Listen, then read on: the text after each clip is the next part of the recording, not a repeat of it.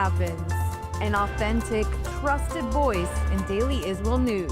Airing on 11 international TV channels and now launching a 24/7 Israeli news channel. Reaching millions every month across all social platforms.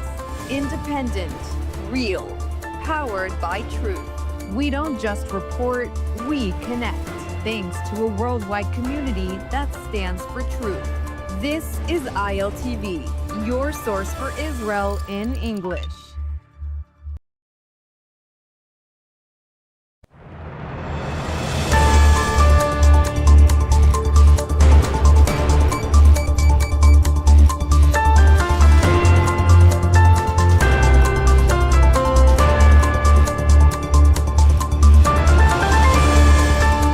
Welcome back to ILTV on the Hour. I'm Caleb Ben David, coming to you live from Israel, bringing you all of the biggest headlines from across the region. Now it's currently 7 a.m. in New York City and 2 p.m. here in Israel, and let's jump into all of the latest developments. Negotiations between the United States and Iran have reportedly been moved from Turkey to Oman after the Tehran regime threatened to pull out of them. Now, according to a report in Axios, the Trump administration has agreed to Iran's request to change the venue, with talks now expected to take place in the Gulf state of Oman on Friday. Iran also reportedly has sought changes to the format and scope of the negotiations. Iran is said to insist that the talks focus only on the nuclear issue, while the U.S. wants to include Iran's ballistic missiles program and its regional proxy activity. Now, despite public threats by Iranian officials to withdraw from the talks, the White House says the negotiations are still on. U.S. Special Envoy Steve Witkoff and Iranian Foreign Minister Abbas Araghchi are expected to take part, with President Trump's advisor and son-in-law Jared Kushner also attending. Sources say Iran has told mediators it is ready to discuss the nuclear issue and may consider compromises, but Israeli and U.S. assessments remain skeptical that a deal can be reached. Now, President Trump reportedly has considered walking away from nuclear talks with Iran following the recent naval confrontations between American and Iranian forces in the Arabian Sea. This according to the Wall Street Journal. U.S. warplanes shot down an Iranian drone yesterday as it approached the aircraft carrier USS Abraham Lincoln in the Arabian Sea. Now, American officials say such incidents raise serious doubts in Washington about Tehran's intentions, but the report does not explain why Trump ultimately decided to stay in the talks. Some analysts believe the Iranian actions may signal regime hardliners are attempting to undermine the negotiations, believing Trump is now unlikely to launch a major military strike. But here's what President Trump had to say on the Iran talks, speaking last night in Washington, D.C.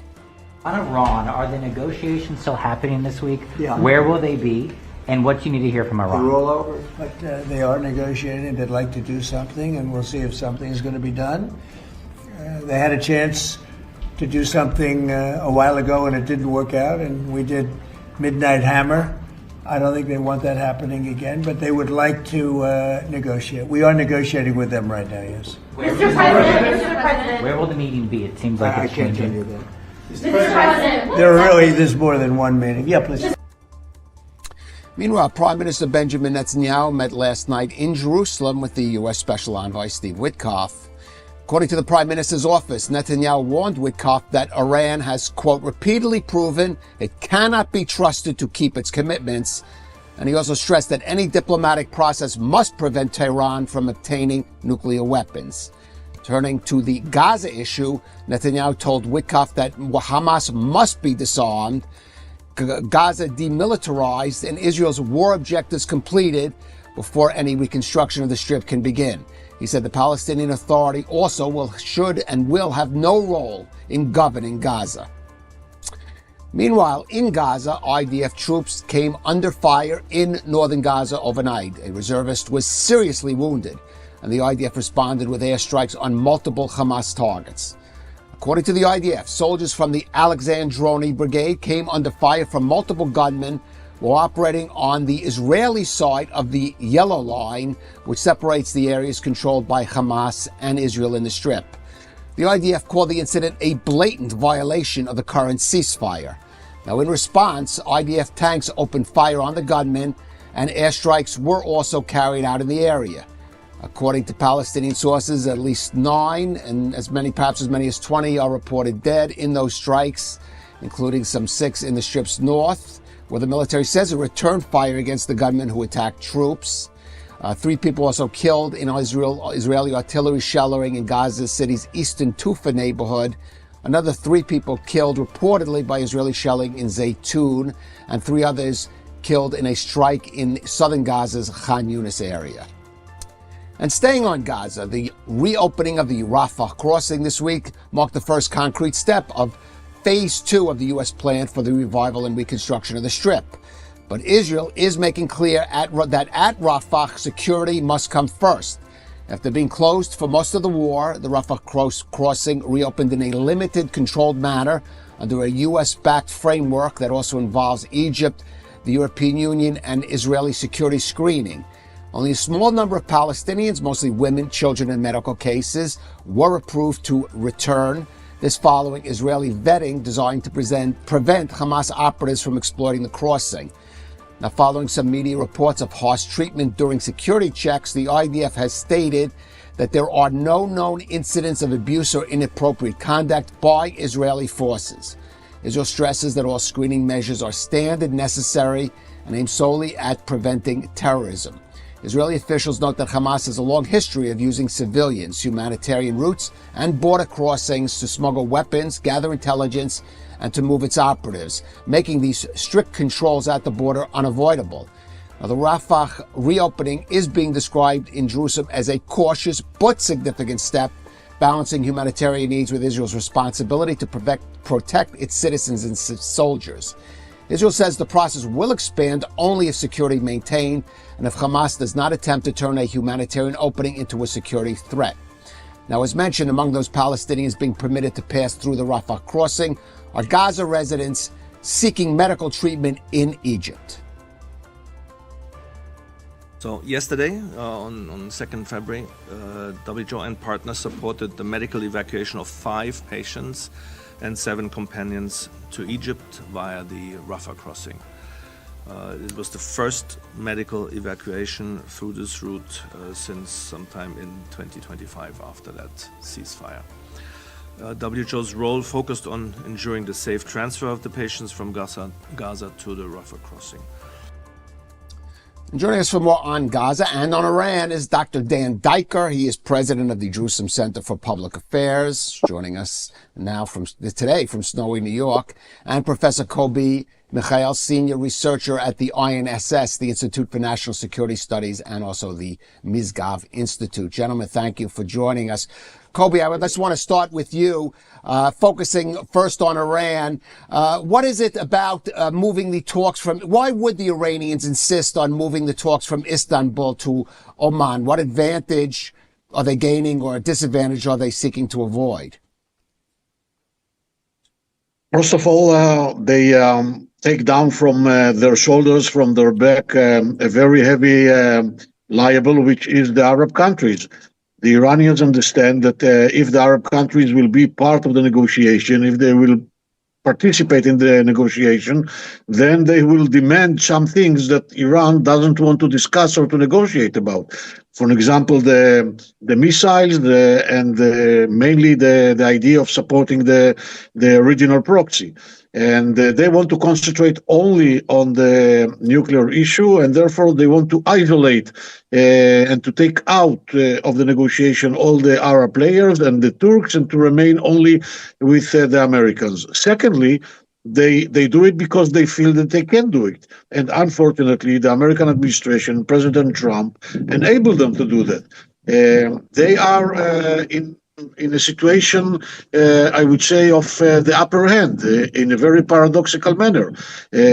Although the Iranian regime is under a very heavy pressure, domestic pressure and an external pressure, and although America has the upper hand militarily, at the end of the day, the Iranians believe that the Americans maybe are not so determined, and President Trump prefers to have a deal in any price, even if it will be a bad deal. Maybe it will be a good deal for the Americans, but it will be a very bad deal for Israel and for the region. So I think that this is not a good sign, and this is something that signals to Israel and to the neighboring countries that there is a change in the equation, in the balance between Iran and the United States. But at the end of the day, I believe that the Iranian regime or the DNA of the Iranian regime will not enable it even to make a step forward, limited to the nuclear issue in order to meet the Americans' demands. So I think that we are getting closer to a higher possibility of military attack. All right. Well, I want to ask Dan, I mean, do you agree with Kobe that maybe the equation has changed a little in Iran's favor, given this, what seems to be a concession by the Trump administration on the, for example, location of the deal? And if so, why would there be this change? I mean, you would think the U.S. would still have the upper hand with the massive military force that it's moved now in the waters and countries surrounding Iran. Caleb, as somebody who has reported on and commentated on the Middle East, you know, for decades, you know very well, as Dr. Michael and I know, that what appears to be true in the Middle East is not necessarily what's happening on the ground in the Middle East. And I think what we're witnessing here is one big, dramatic, fatal game of chess. This is nuclear chess game. And the United States and the Iranian regime both have particular interests in stalling for time, and perhaps making things look like they are going down a diplomatic pathway, when certainly the Islamic Republic has simultaneously been attacking the United States directly. They did it yesterday with a drone against a U.S. warship. They did it again by IRGC operatives almost mounting a U.S. flagged oil tanker in the Gulf. At the same time, the Iranian parliament was burning American flags. And at the same time, we're seeing moving diplomatic negotiations nominally from Ankara to Muscat, Oman, with perhaps reflecting some idea that the United States is giving in. However, those of us who have followed President Trump and have followed his actions as well as his rhetoric, to the Iranian people, having attacked the Iranian regime with Israel in June 2025, and his repeated promises up to hours ago, know that as Ambassador Mike Huckabee said, the U.S. ambassador to Israel, you can trust President Trump's promises to the Iranian people. This is where I tend to stand on this issue. The president speaks Middle East. He understands deception warfare. And there wouldn't be hundreds of millions, if not billions of dollars of American military assets in 8 countries in the Middle East if he didn't intend to act on his promise to help cause change, fundamental change in the Iranian regime and destroy Iranian nuclear, ballistic, and terror proxy support. Well, let me, Kobe, it seems Dan is a little more confident in the U.S. position right now. But again, is there a possibility, though? You talked about an agreement that might be good for U.S. interests and not Israel's interests. Is there a possibility you see of the Trump administration sort of settling, if you want to call it that, for some kind of stronger nuclear agreement? One that would fulfill some of the more stringent requirements that, for example, analysts in Israel have requested, moving enrichment completely out of Iran and removing its highly enriched material to another country, but would leave, for example, some of those other issues like the ballistic missile program and support of proxies out of any kind of a formal agreement. I'm confident that President Trump is willing to realize its interests and to fulfill his promises with regard to the nuclear issues, to the ballistic missiles, and with regard to the regional proxy. He prefers to do it diplomatically. I have no doubt about it. I mean, it doesn't care that billions of dollars were invested in order to accumulate all the military might, because this is a tool. In his understanding, in his perception, in his strategy, it is a tool. He prefers not to use this tool. Okay, but at the end of the day, I'm confident that President Trump will not give up on his interests and his promises, and eventually he will be forced by the Iranians, as I see it right now. He will be forced by the Iranians to use the military might, because they will not make a step forward, or at least not a significant step forward towards the American demands in the negotiation path, in the diplomatic path. And therefore, I believe that President Trump simultaneously works on building the military might and preparing it to operate in the right moment if there will be a need, and works very hard on the diplomatic path in order to assure that the military might, which was already accumulated there in the region, will enable the success of the diplomatic path, which is the preferable path for him.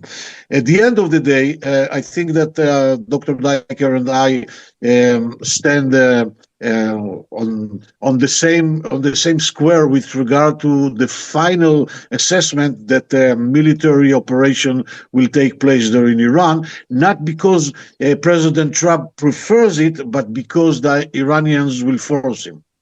Right, but Dan, you, as you would say, Colby, agree certainly on the President Trump aiming to attack on basis of these issues. But what about the regime change? I mean, what about easing his pledge to the Iranian people to help them in the streets? Because when you speak to Iranian dissidents, and of course we've spoken to many of them here based abroad, I mean, they're of course disappointed that these talks are even happening, and are concerned that at the end of the day there might be, even after a strike, some kind of agreement, a deal. But at the end of the day, this regime will still be in place, as essentially, for example, the Venezuela regime was left in place. Caleb, I think you've asked the key question here, and that is, what is different from this moment in history than former attempts in 2008-9, 2017, and 2021 in Iran by the Iranian people to topple the regime and pave a pathway towards democracy and freedom for the Iranian people. The difference is that right now the Iranian people have seen that they have the support of Israel and the United States, and that today the Iranian regime is at its weakest that it has been since its establishment in 1979. Now, this is the key point, I think, about this moment in history vis-a-vis the Iranian regime. There is no other viable option other than causing the change of regime in Iran. Otherwise, we have done nothing. You, in the opening of this segment, said the American administration is disappointed with the Iranians and doesn't believe that it can trust the Iranian regime to keep its commitments. I would suggest completely the opposite.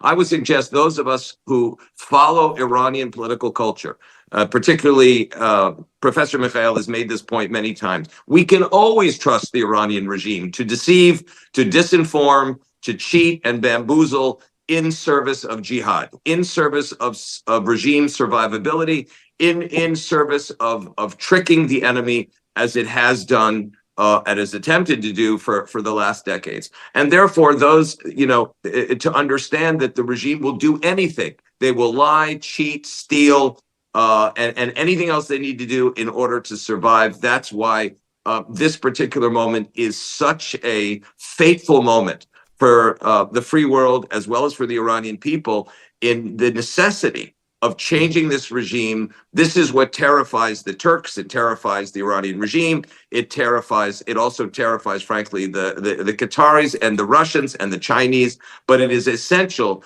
for a fundamental shift in the Middle East. We see that the Hamas will collapse further than where it is today. The Hezbollah the Houthis, the Iraqi special forces under Iranian sanction. The whole Middle East will change. And in fact, I would argue the whole world will change if this a particular moment is maximized and the Iranian regime must go. That is the position of Prime Minister Netanyahu. That is, in my estimate, and I'm sure, and perhaps Professor Mikhail would agree with me on this, as part of the content of yesterday's meeting between Envoy Witkoff and the Prime Minister, is that you can always trust the Iranian regime to deceive you, and that's why it is an existential danger to the Middle East, to the people of Iran, to Israel, and the Western Alliance, I would argue, and it must go. And that is the uncompromising position of Israel. I believe that President Trump understands that this is an historic moment in order to cause or support the Iranian regime in their move for regime change.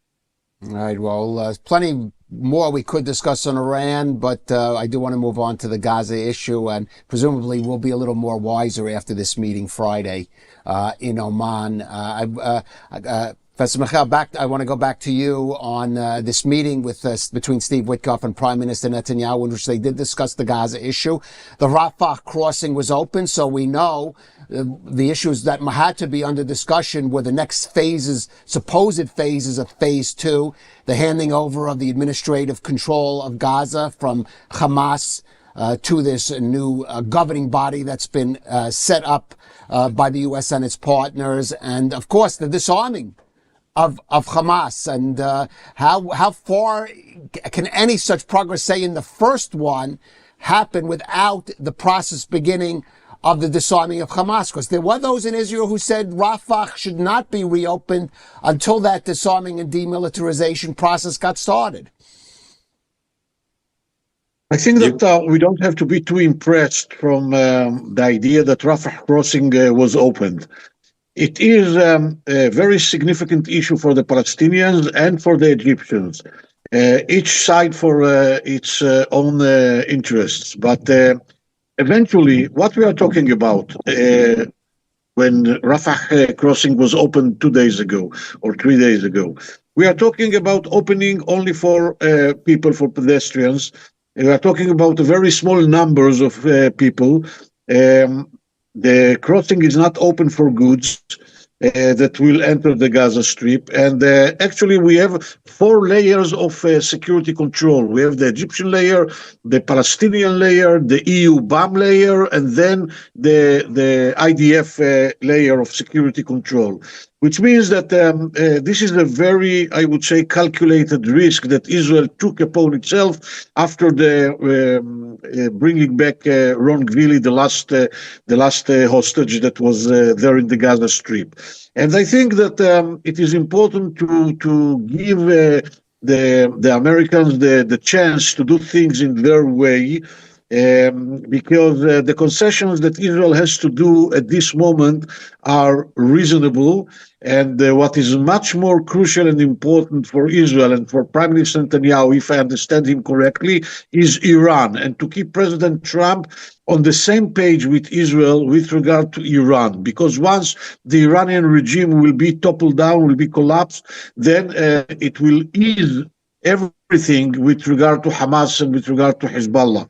I believe that the Prime Minister himself, Prime Minister Netanyahu himself, believes that at the end of the day, President Trump will reach to the conclusion that Hamas remains the obstacle. And we know, when we heard that Hamas does not intend to dismantle itself, Hamas intends to remain there and to control effectively all the deeds of the technocrats' government, and they will remain spoiler, and President Trump, with his peace board, will not be able to implement, to realize his own plan because of Hamas remaining as a spoiler. And the only entity in the entire globe, from edge to edge, that is capable and willing to dismantle Hamas and to demilitarize the Gaza Strip in order to facilitate the conditions for the implementation of the plan is the IDF. So it will take 2 months, 3 months, and eventually we will be there and we will have to accomplish the job. I don't see any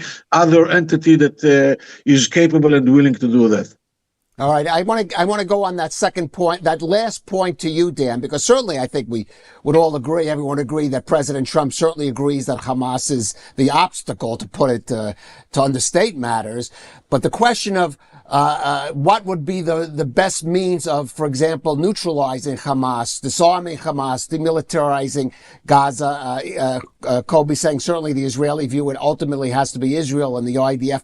But there are those, if not President Trump himself, perhaps in his orbit, who seem to believe that parties such as Turkey, such as Qatar, such as the Palestinian Authority could be helpful in this regard, whereas certainly the view in Jerusalem is different. And this has caused some friction openly between the Netanyahu government and the Trump administration. So I want to get your view on how much you think that view is prevalent in the Trump administration. Caleb, it's a difficult question. I agree with Professor Michael that there is a deal. We don't have the firm empirical evidence, but we do have an assessment, and that is this: since the Mar-a-Lago meetings appears to be in Gaza in exchange for the change of the Iranian regime.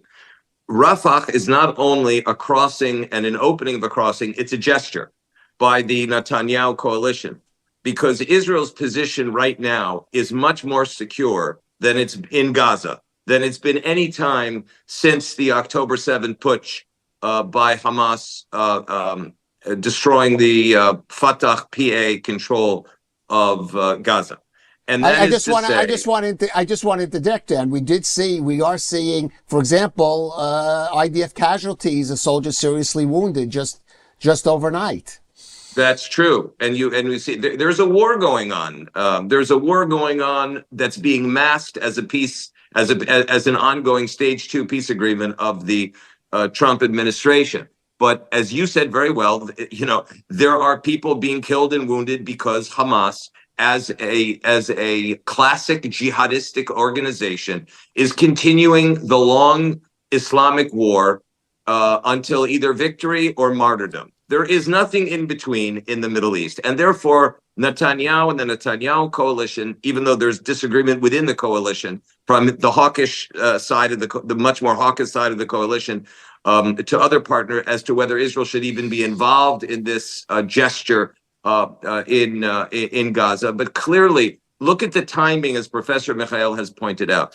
It's Iran first, and that can take, let's say, 80 to 100 days. That was the assessment, and then the allies will deal with what has to happen in Gaza. And ultimately, we have seen no Arab force, no Muslim force other than the Turks, which is basically the Muslim Brotherhood arsonists claiming to be the firefighters together with their Hamas allies, will be able to disarm Hamas by force and demilitarize Gaza.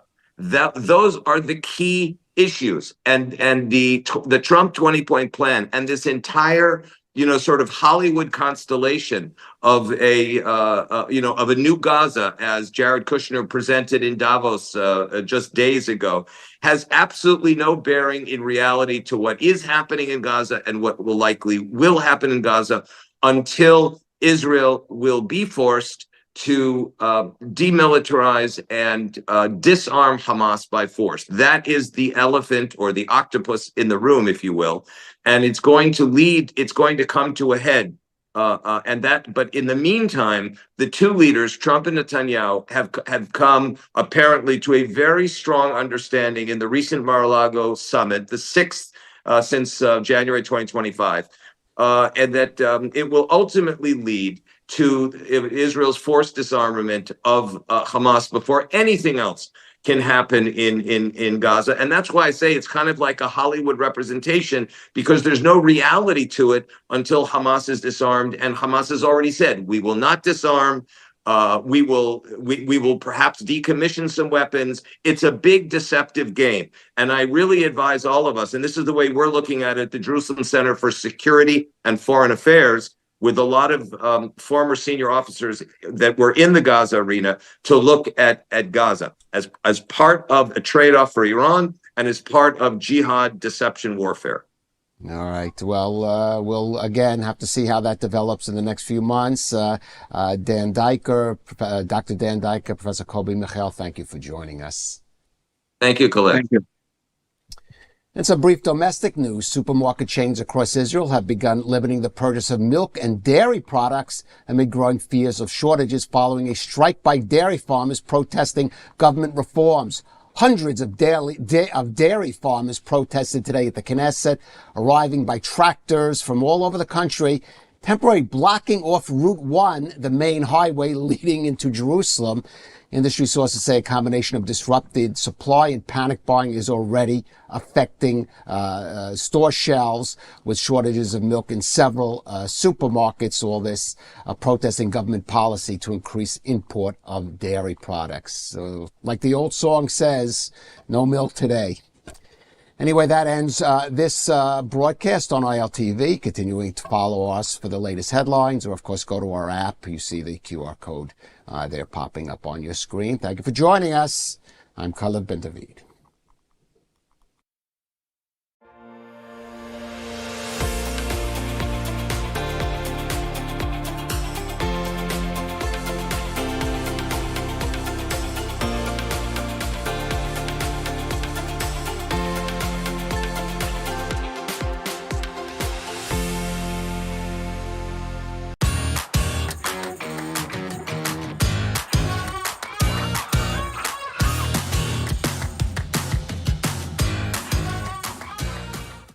Good evening and welcome to Insider. I'm Mayan Hoffman, executive editor of ILTV, and tonight I decided to shake things up. I brought with me a co-host, someone you're quite familiar with, Dan Perry, a veteran foreign correspondent who has reported from 4 continents and served as chief editor of the Associated Press for Europe, Africa, and the Middle East. Dan has spent decades challenging power, narratives, and assumptions. He writes Ask Questions Later on Substack and contributes to Newsweek, The Hill, Haaretz, and more. Welcome. Thank you, Maya. Yeah, Thank you for inviting me. This should be fun. Should be fun. Glad you're here with me. Now, tonight, we're going to start with Iran. If Israel is attacked, what should it do, especially as President Trump signals he wants a deal more than a war? While Israel appears to be thinking strategically about something a little bit bigger. Then, if we have time, we're going to turn to Gaza, ceasefires, escalations, and responsibility. To break this all up and to break it all down, I should say, we have with us 2 senior journalists and analysts, Gidon Levy of Haaretz and Ruthie Bloom of JNS. Let's get started. So I'm going to ask the first question, and it's going to be this. Right now, today, Witkoff is in the country meeting with Netanyahu, with the chief of staff, with the head of the Mossad. And Ruthie, what is it that Israel should be asking for? I don't know about asking for. I think that Israel should be clarifying something to Steve Witkoff. He's problematic on two counts. One is that he's got financial interests in Qatar. The other is that he is also under the delusional thinking that that deals are better than, that you can make a deal with Islamist, jihadist, with a regime that's the greatest state sponsor of global terrorism. He thinks that a deal is possible. And I think that Netanyahu and the head of the Mossad and the head of the army need to set him straight. That was that kind of thinking that also led to the October 7th massacre. Respond. Obviously, I think exactly the opposite than Ruthie. Surprise, surprise. I think that we are in a stage in which it's about time that Israel will realize that wars are not the answer for every problem. And in many cases, wars solve nothing. And the only way really to solve things goes through diplomacy. I'm not a pacifist. I don't think that wars are always unnecessary. But at this point, after 2 years in Gaza in which Israel achieved nothing, really nothing, today's Israel position is much worse than 2 years ago. To go now to push the United States and ourselves into another war with Iran, and then what? And then what? We'll get back to the negotiation table after so many losses. So let's give it a chance now. Let me sharpen this though a little bit. There are situations in history where foreign intervention is justifiable. When the country is sufficiently oppressive to its own people, it could be justified. But most certainly, when a regime interferes with its neighbors and causes tremendous damage to an entire region, the way the Islamic Republic has done in this case, it seems to me that there's a reasonable argument for foreign intervention and even for an attempted assist to a regime change, to inspire local opposition to, together with the foreign assist, take things over and bring about a better future for the Iranians, but the region. Would you really dispute that that would be a reasonable thing to shoot for? I couldn't agree more with you, Dan. The only problem is that it's not achievable. Regime changes have happened. Not through wars and not through a quite based regime like the Iranian one. You can bomb and bomb and bomb, and maybe you unite the Iranian people around the leadership. The leadership might fall, but it will fall from within.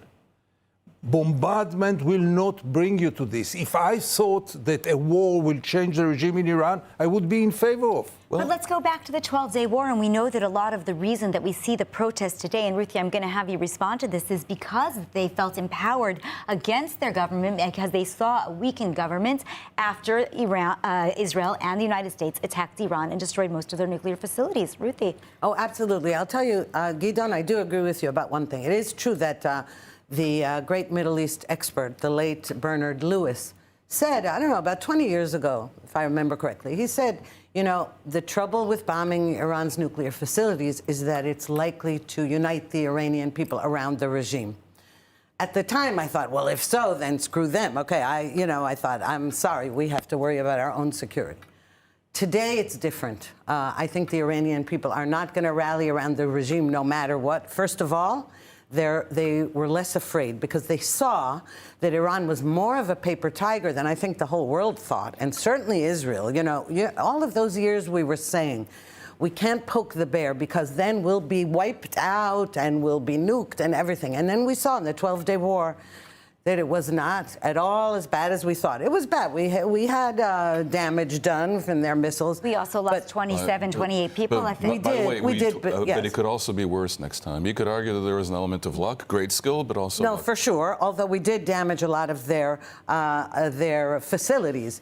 The issue, though, now is we're seeing the Iranian people in the streets, and here's the reason that I think that both President Trump and Prime Minister Netanyahu have a great responsibility to the Iranian people, because both of them encouraged them to keep going, and they were being gunned down in the streets. It's not true that executions ceased, as President Trump seems to think, delusionally. What we know is that they were encouraged and emboldened not only by their own predicament, and they're hungry, they have no, water, everything is going bad, their currency is worth nothing, and they're being gunned down. But President Trump and Prime Minister Netanyahu emboldened them by saying, you know what? It's okay. We're on the way. Help is on the way, and we're behind you. To abandon them at this stage would be immoral and terrible. Ruthie, let's consider an alternative scenario, because there are many ways in which this could go. And Gideon is obviously correct that a foreign intervention generally doesn't work particularly well, and history suggests it could end up working very badly indeed. If it turns out that the regime in Iran knows that they are as brittle as we believe them to be, and that they're detested by the people to the degree that we believe them to be, they might be more acquiescent. If it were possible, and I do not trust Trump to push as far as I'd like him to push, but if it were possible to get them to not only forswear nuclear enrichment, but also give up the ballistic missile program and their regional jihadist expansion project via the militias, theoretically, if that were possible, would you not agree that it might be worth pursuing? In other words, all this pressure and the internal dissatisfaction might have created a more conciliatory reality on a part of the regime. If it were true, wouldn't you go for that? Well, I would go for it if it were true in some fantasy land, but in reality, everything you described would mean that they're no longer jihadist, radical Islamists, they're no longer with hegemonic... still want to oppress the people, still want to kill the gays. No, but the point is not that. The point is that I wouldn't go for that, because if the regime knows it's brittle, one of the things we need to start seeing are defections on the part of the Islamic Revolutionary Guard Corps and also members of the regime. What we have seen is that some of them are moving their money out, which is also a sign that they themselves are nervous. This isn't the time then to say, okay, you're nervous, so now we're going to capitulate. The opposite has to happen. But there's no way any deal they make, you can't trust that. You say you don't trust President Trump to go as far as he should. I don't trust the regime in Iran to uphold any, even if it makes an agreement, it won't stick to it. Now, Gidon, what do you think? I mean, because the reality is that if the regime gets sensitive enough, maybe a strike is actually what it needs to be able to topple it. You know, you think about this threat that the Iranian regime is making, that they're going to attack Israel if the U.S. attacks Iran. But if Iran would attack Israel, they know they have no air defenses. They know that Israel will demolish the Iranian regime. So wouldn't that actually be a stronger move if you actually want to see the regime fall? No, because Israel cannot demolish the regime. Nobody can demolish from the outside. We are dealing with hundreds of thousands and millions who are part of this regime. It's not a one-man show there. The Revolutionary Guards are tens of thousands of people. The whole establishment is a very strong and well-rooted establishment. You don't uproot it by bombing. It doesn't work. So what would you do if Israel were attacked? And I put this question to both of you. Let's suppose that the Iranians act unwisely, in my assessment, take this risk of provoking Israel that has more airplanes here than the Americans do in this region, and gives Israel the excuse to act. Should Israel act? First of all, I think you underestimate them. They are much more clever than this. They wouldn't do it because they know the consequences. No, I agree with that. So until now, they are quite rational. I mean, we tend always to portray them as crazy people. They are quite, according to their rationale, they are quite rational. It's a quite rational leadership. And I think, obviously, if they attack us, we have no other choice but to retaliate. But just to reiterate, you actually assume, and I'm actually inclined to agree with this, that if the U.S. attacks Iran, Iran will not attack Israel. No, this I'm not sure. This I didn't say. But I think we have an assessment that they may not, that it may be a bluff. I doubt it. I doubt it. I doubt it, and we better take them seriously. I doubt it, and therefore that's another reason for me to do anything possible before any attack, because the prices can be very heavy. Israel is, after 2 years of war, really exhausted mentally, morally, socially, and financially. And there is no energy now for another war. So, Ruthie, if Iran does attack Israel, what do you do? Okay, so first of all, I actually agree with Gidon that Iran is not the show. No, we can't do this. Wait, I'll tell you where I totally disagree. Wrong. I guess I'm wrong. You must be wrong. I agree yeah. that they're not that stupid and they're not going to attack Israel first without being provoked, so to speak. After the U.S. attacks them, they attack Israel. That for sure. They said they do it, and I believe they will. Exactly. But I think, and here's where I disagree with you. When you said, so we should do something first, and you think that is diplomacy, and I think we need to preempt militarily. That's where you and I disagree.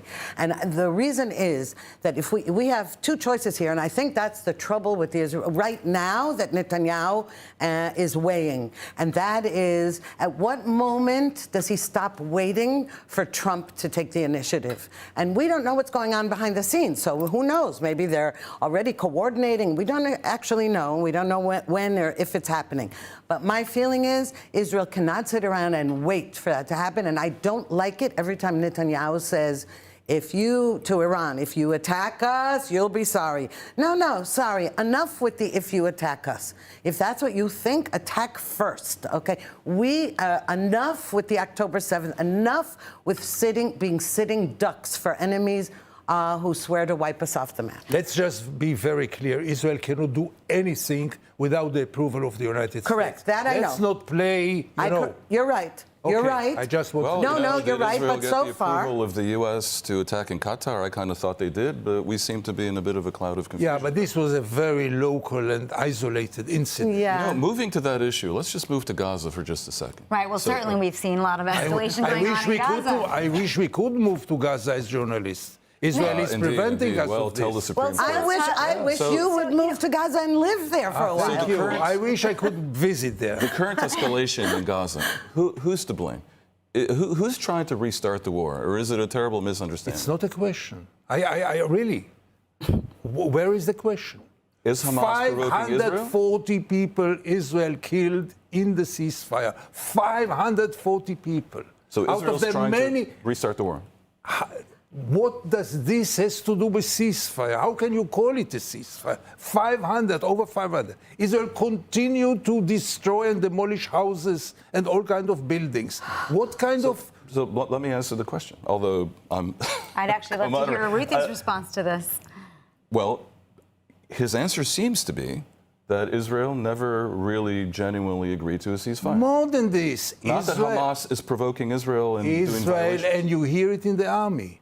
Israel, or the government of Israel, does not want Chapter B to be implemented. Israel is very clear about it. They have no other choice but to go through the motions, but they'll do anything possible to sabotage the second stage, anything possible to get back to the fighting table, anything back to settle Jews in Gaza. That's the real plan of this government. They never gave it up, including transferring the occupation. Okay, so first of all, ceasefire. Now, that's a big joke on the part of Hamas. Anybody killed in Gaza is the fault of Hamas and the other terrorist groups. It is true that since the ceasefire, Israel has had to keep fighting because terrorists keep coming out, attacking soldiers, or on the way to attacking soldiers. They go up to the yellow line. There are still tunnels. Today, weapons were found in UNRWA sacks, etc. It's still going on. There are still tunnels. And this period of time, the one lucky thing about it is that the United States is not condemning Israel from doing this repeatedly, the same thing in Lebanon with the Hezbollah, which is to say that every time we see terrorist activity, we go after it. But one thing I just would like to say about this, Israel is right to be hesitant about this Plan B in Gaza. It's not that Israel is dying to go back to war. It is that plan is delusional because it is based, again, on this false idea that all you need to do to prevent jihad and terrorism is give people work and affluence and a better life. We've seen again and again what a big, fat lie that is. So there's a technocratic government, there's going to be an international stabilization force, there's a board of peace, a whole edifice has been created to attempt to give the Palestinians some version of hope and some reason to not support Hamas. You believe all that is pointless? What would be your better version of a Phase B? Kill them all. You know, that's what you get from what I said is kill them all, really? Yes. Listen, I got to tell you something. Where killing is concerned, if you want to know, if it were just up to me to think about all the people I dislike and would like to kill, it would probably be, you know, most of the world. But I'm not into killing people. What I am is into looking at something realistically, and I don't think that the Palestinian mind frame is going to change until the education system is changed, until the Palestinian Authority stops funding terrorism and encouraging it. And but all that is in Phase B.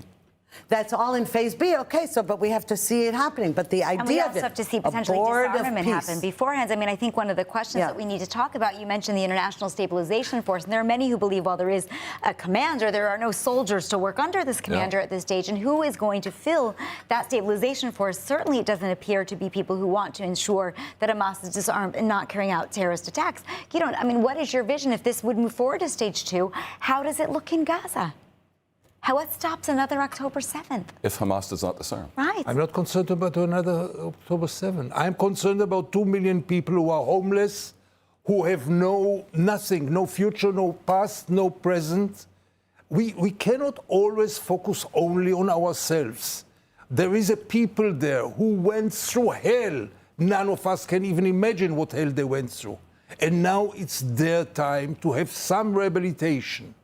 And the question is, how do we get to this rehabilitation? I don't care, by the way, if it will solve the problem or not. There is a huge humanitarian problem in Gaza which must be solved. Gideon, if Hamas does not disarm, It will not disarm. I tell you now, it will not. Do you go on to the reconstruction and basically let that go and allow reconstruction to happen? What is the alternative? While Hamas is ruling Gaza? What is the alternative? For 2 years, Israel tried to crush Hamas. With all the weapons, with the legal and the illegal operations, and nothing came out. Hamas is alive and kicking. You have to draw the conclusions of it. You think that after another 2 years you'll get it? You will not get it. Do you believe that Israel is more secure today than it was on? No, I totally disagree. I think that a lot was accomplished in those 2 years, and I think that, Gideon, you're ignoring all the decades up to those last 2 years. And we've tried again and again to rehabilitate Gaza, and billions of dollars and shekels and euros went into the Strip for reconstruction, rehabilitation, and Hamas. I mean, you should be angry at Hamas, not at Israel, for all the devastation in the Strip. But this brings us back to Iran, Maayan, because I think that, there are many pieces to this puzzle. Hezbollah, the Houthis in Yemen, the militias in Iraq. And Iran is the head of the octopus. And again, everything is connected. I think Israel is much safer. We've really taken out a lot of Hamas, a lot of Hezbollah. We haven't finished the job. This isn't the end of the story. However, Iran definitely needs dealing with, because without that, we need to cut off all the funding to these terrorist groups. It's all happening in tandem. You mentioned the pieces of the puzzle. I would suggest that another piece of the puzzle is the upcoming Israeli elections, which must be held by October. Now, Gideon is saying that the government in Gaza essentially wants to restart the war, maybe on better terms, no hostages, maybe you can do more against Hamas, and they want to resettle it with Jews. That made sense when they had to preserve the coalition that demanded this. But Ruthie, you are very close to right-wing public opinion in Israel. Would that not harm the government with the right wing and the soft right if they were acting in a way that Gideon suggests and were wanting to resume the war, which was unpopular towards the end, and settle Gaza with Jews? Okay, so first of all, I don't think settling Gaza with Jews is happening anytime soon. The way I don't believe, I know a lot of my right-wing friends will not be happy with this, I don't believe that annexing Judea and Samaria is happening anytime soon either. It was annexed a long time ago. Okay, well, the potato, okay, but officially not, and I really don't believe that that's happening, that there are aspirations. What I do agree with my right-wing religious friends, I'm right-wing, not religious, what I do agree is that in the long run, if Jews were settling Gaza, it would be a more peaceful place. But that's not because I think that's what's going to happen. Like the West Bank, for example. Like the West Bank, such a peaceful place with Jews all around. Everyone loves them. Everyone lives with them in peace. Apartheid there and apartheid there. Oh, nothing peaceful about That's it. the big lie. That's a big lie. But in any case, I don't think that's happening, elections or no. And the question then is, what we don't know now is what's going to happen in the election. What it seems to be at this moment is that there is a movement to the right on the part of a lot of Israelis, but many of those are not, do not favor Prime Minister Netanyahu. So the question is, how is the political map going to be shifting? I personally, the way I see it is that Netanyahu is going to end up prime minister again because of the way the coalition forming or supposed coalitions are forming. But if not, it still won't be a far-left government, that's for sure, because the Israeli public is just, and especially after October 7th, is not interested in the left-wing arguments. So we're down to really 1 minute here, and I just want to ask for a really 10-second prediction from each of you. Gideon, are we going to be at war with Iran by this time next week when we film Insider? I don't think so. It might come later. But right now, America is going for negotiations, for diplomacy. And we have just to cross our fingers that it will succeed. Ruthie? Well, I'm crossing my fingers that this is all the same kind of lead up as we had to the 12-day war, where President Trump said, I'm negotiating, we'll see, I'm going to decide whether to join. But in the end, I'm hoping it's a fake out, although I have to say, in this case, I suspect it isn't. Okay, so unfortunately, we are out of time, and we'll only know next week when Insider reconvenes. So I really want to thank all of our guests for being here today. If you found this discussion valuable, please check out the ILTV podcast for a further series of in-depth interviews on YouTube, Spotify, or wherever you get your podcasts. I'm Ann Hoffman. I'm Dan Perry. And thanks so much for watching us. We'll see you next time.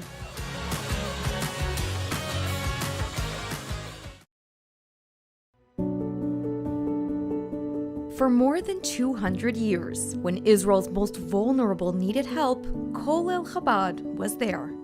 When families can't afford food, when seniors are alone, when children are struggling to survive, Kolel Chabad steps in with meals, essentials, and dignity. Right now, thousands of families across Israel are counting on that help.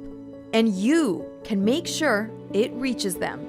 Your donation doesn't just give charity, it gives hope, it gives strength, it saves lives. Kolel Chabad, helping Israel one life at a time. Scan the QR code on your screen and give now.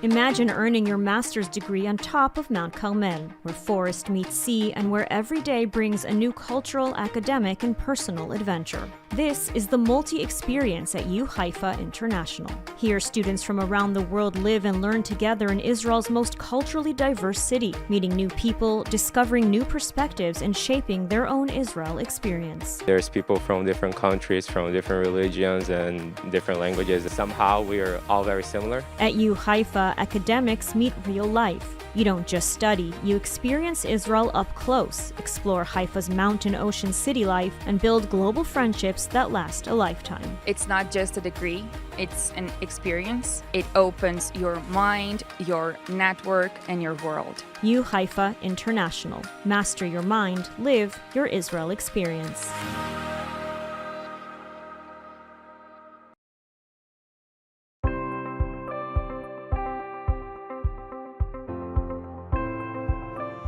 The story of the Jewish people has never been about standing still.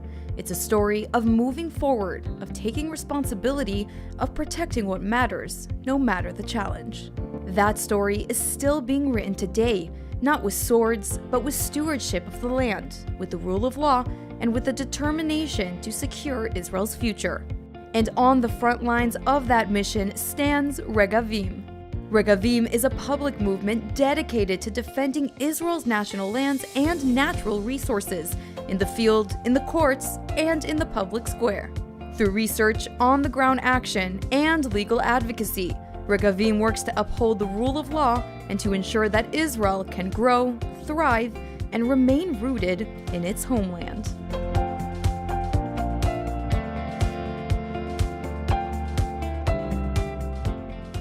When you buy from Blessed by Israel, you're not just shopping, you're standing with the families of Israel's heartland. Every bottle of delicious olive oil, handcrafted necklace, or jar of honey carries the spirit of Judea and Samaria. These, along with many more products, are the tastes, scents, and stories of the Promised Land, made by people rebuilding our biblical homeland every day. Shop now at blessedbyisrael.com and use ILTV's special code BLESSISRAEL for 10% off on your first order. As the unrest in Iran continues and speculation grows that the regime could be dragging Israel into another war, the Jewish state is preparing for a ballistic missile attack, one similar to the previous attacks by the regime. United Hatzalah, a crucial component in Israel's home front, is also preparing, conducting a missile drill just this past Tuesday to prepare for any scenario. ILTV's Devo Klein has more. On Tuesday night, United Hatzalah volunteers gathered in Kochav Yaakov to conduct a massive ballistic missile drill as a potential war with the Islamic regime in Iran continues to grow. In addition, United Hatzalah announced earlier its readiness to respond to any situation that might arise from an Iranian attack. Based on the request of the Ministry of Health of Israel, United Hatzalah are also fully prepared to deal with the situation in Iran. This simulation aims to gear volunteers with necessary tools to face a missile attack from the Islamic Republic. An attack of this proportion had already claimed the lives of 31 Israelis during Operation Rising Lion in June 2025, prompting the Angels in Orange to collaborate with the IDF, Israel Police, and Israel Fire and Rescue Services on a coordinated response simulation drill. Drones and other tactical equipment were utilized, but also a crucial role in Tuesday's drill was the United Hatzalah Psychotrauma Unit, who last deployed to Sydney following the Hanukkah massacre in Bondi Beach and was on hand to respond to the mentally and emotionally distressed, helping to prevent long-term emotional damage and even trauma. The drill also involved a scenario of a coordinated terrorist infiltration, making sure that all bases were covered. By the conclusion of the drill, the simulated casualties had been treated and evacuated, the infiltration scenarios have been resolved, and command centers had held detailed operational debriefings. The community quickly returned to routine, but the lessons drawn from the exercise remain immediate and sobering. In Israel, where the civilian front is inseparable from the battlefield, preparation is not theoretical, it's the difference between chaos and control when the unthinkable happens. United Hatzalah are fully prepared. Our command center, our 1221 dispatch center, and all our volunteers all across Israel are ready to deal with this situation. And we've got some exciting news. You can now get Israeli updates on your WhatsApp channel. Breaking stories, live updates, and verified reports, all delivered fast and accurate. Just scan the QR code on your screen now to join. Well, ILTV is partnering with Regavim to spotlight one of the most critical issues facing Israel today, the protection of our national land and resources. Regavim works on the ground, in the courts, and in the Knesset to expose illegal land seizures, defend the rule of law, and safeguard Israel's heartland, especially in Judea and Samaria. If you want real data and a deeper understanding of what's happening behind the headlines, scan the QR code on your screen or visit regavim.org and sign up for their newsletter. Learn how you can play a role in safeguarding the land of Israel.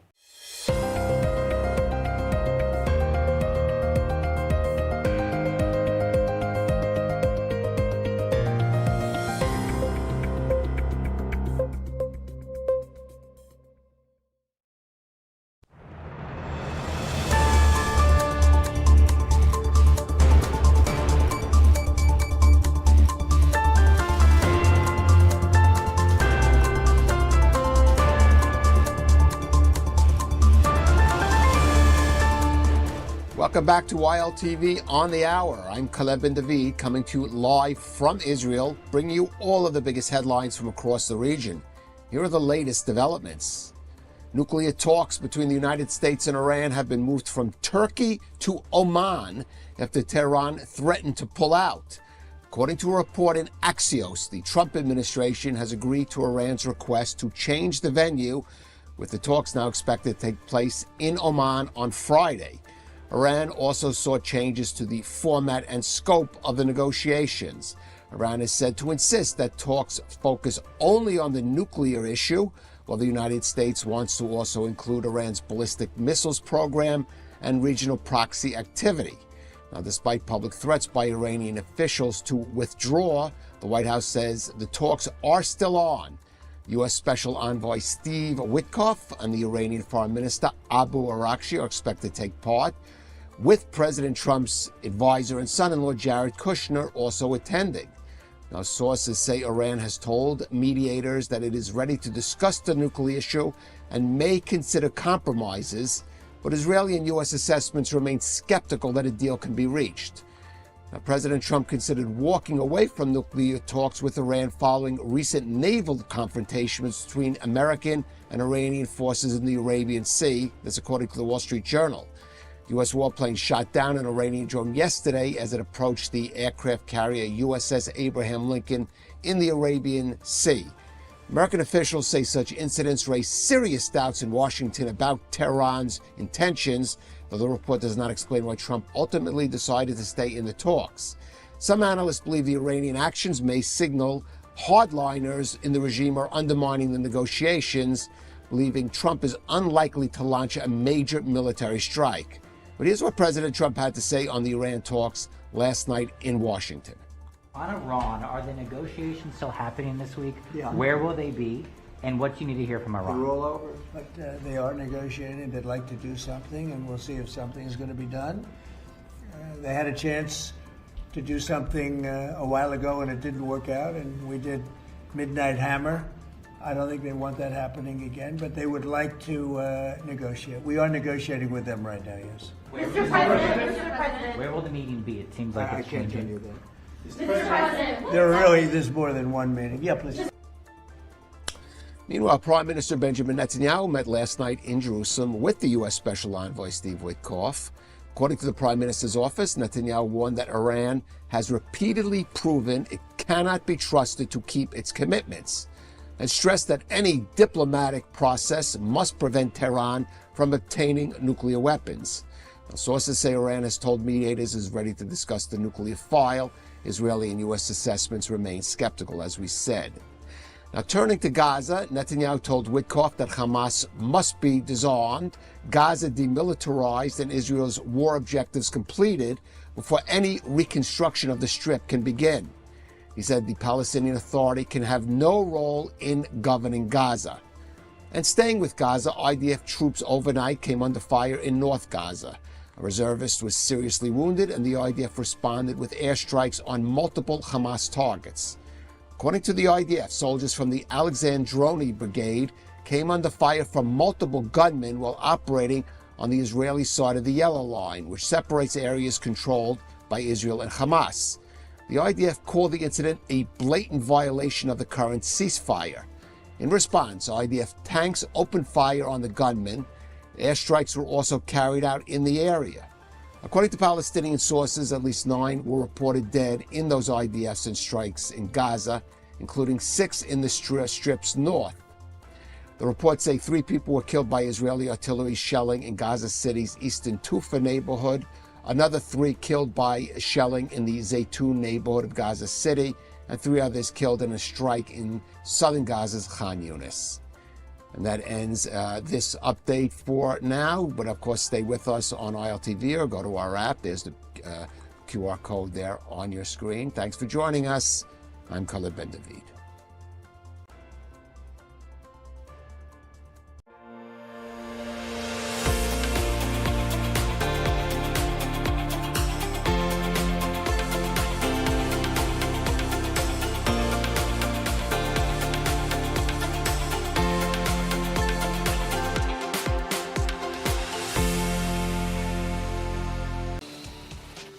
Welcome to ILTV's Israel Daily. I'm Ladar Gravelazi, and coming up in today's newscast.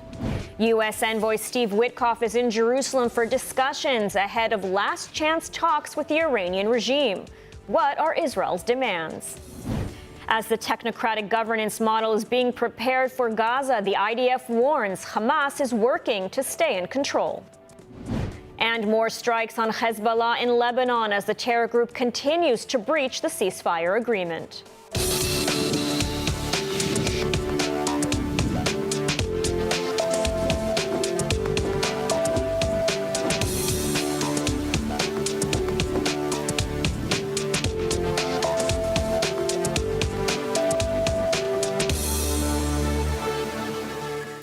Tonight, a U.S. attack on Iran hangs in the balance as U.S. Envoy Steve Witkoff is in Jerusalem for talks with Israeli leaders ahead of last-chance deal-making efforts due to take place in Ankara on Friday. Israel is reportedly pressing the United States to demand 3 clear no's from Iran: no nuclear program, no ballistic missiles, and no support for Iran-backed proxy groups. More from ILTV's Steve Leibovitz. The Israeli position was presented today to U.S. Special Envoy Steve Witkoff ahead of his talks with Iran's top diplomat. Prime Minister Netanyahu, Mossad Chief David Barnea, and IDF Chief of Staff Eyal Zamir all attended. The message from Jerusalem: 3 no's for Iran: no nuclear program, no ballistic missiles, and no support for Iran-backed proxy groups. Israeli officials also reportedly told the U.S. envoy that it's the Israeli view that the Iranian regime could be brought down through military strikes. Earlier in the Knesset, Prime Minister Netanyahu issued a sharp warning to Iran, vowing unbearable consequences for any attack on Israel, as diplomatic and military pressure around Tehran intensify ahead of critical talks later this week in Ankara. According to American officials, Witkoff and Trump's son-in-law, Jared Kushner, are expected to meet Iranian Foreign Minister Abbas Araghchi, with Turkey, Qatar, and Egypt mediating. The Trump administration says the push for a deal is real, not a cover for military action, even as U.S. forces are in place for potential strikes on the Ayatollah's regime. The meeting would mark a rare face-to-face encounter between Washington and Tehran at a moment when both sides are edging close to direct confrontation. In recent days and weeks, President Trump has warned of military action if Iran refuses his demands, including ending its nuclear program, curbing its ballistic missile capabilities, and halting support for regional proxy militias. Iran has publicly rejected the demands, even as fears grow across the Middle East that diplomacy may fail and the crisis could tip into war. And now to Gaza, where a new phase of post-war management is taking shape. The Rafah crossing has partially reopened. Palestinian medical evacuations have begun, and a technocratic governance model is being prepared, even as Israel warns Hamas may be working to maintain control behind the scenes. ILTV's India Naftali has the latest. India, what can you tell us? Thank you, Lidar. This is a pivotal moment for phase 2 of the ceasefire. On one hand, a new administration that will govern the people of Gaza is starting to form. On the other hand, Israeli security assessments warn that Hamas is using this transition period to preserve its power. The question now is whether Gaza can actually move toward a new governance model or whether Hamas will continue to control events from behind the scenes. The IDF recently presented Prime Minister Benjamin Netanyahu with a 3-page document revealing how Hamas intends to rule and manage the Gaza Strip even after the new technocratic administration takes over. The document shows that Hamas is working from below to preserve its influence by integrating operatives into government ministries and security mechanisms, despite phase 2 of the ceasefire calling for the group's disarmament. Israeli assessments also indicate that Hamas has been strengthening itself militarily during the ceasefire. Israeli security officials say that without actual disarmament, Hamas would likely maintain effective control of Gaza, even if authority is formally transferred to a technocratic Palestinian committee. Meanwhile, on the civilian front, the Rafah border crossing between Gaza and Egypt has partially reopened for pedestrian movement only. We welcome the reopening of the Rafah crossing.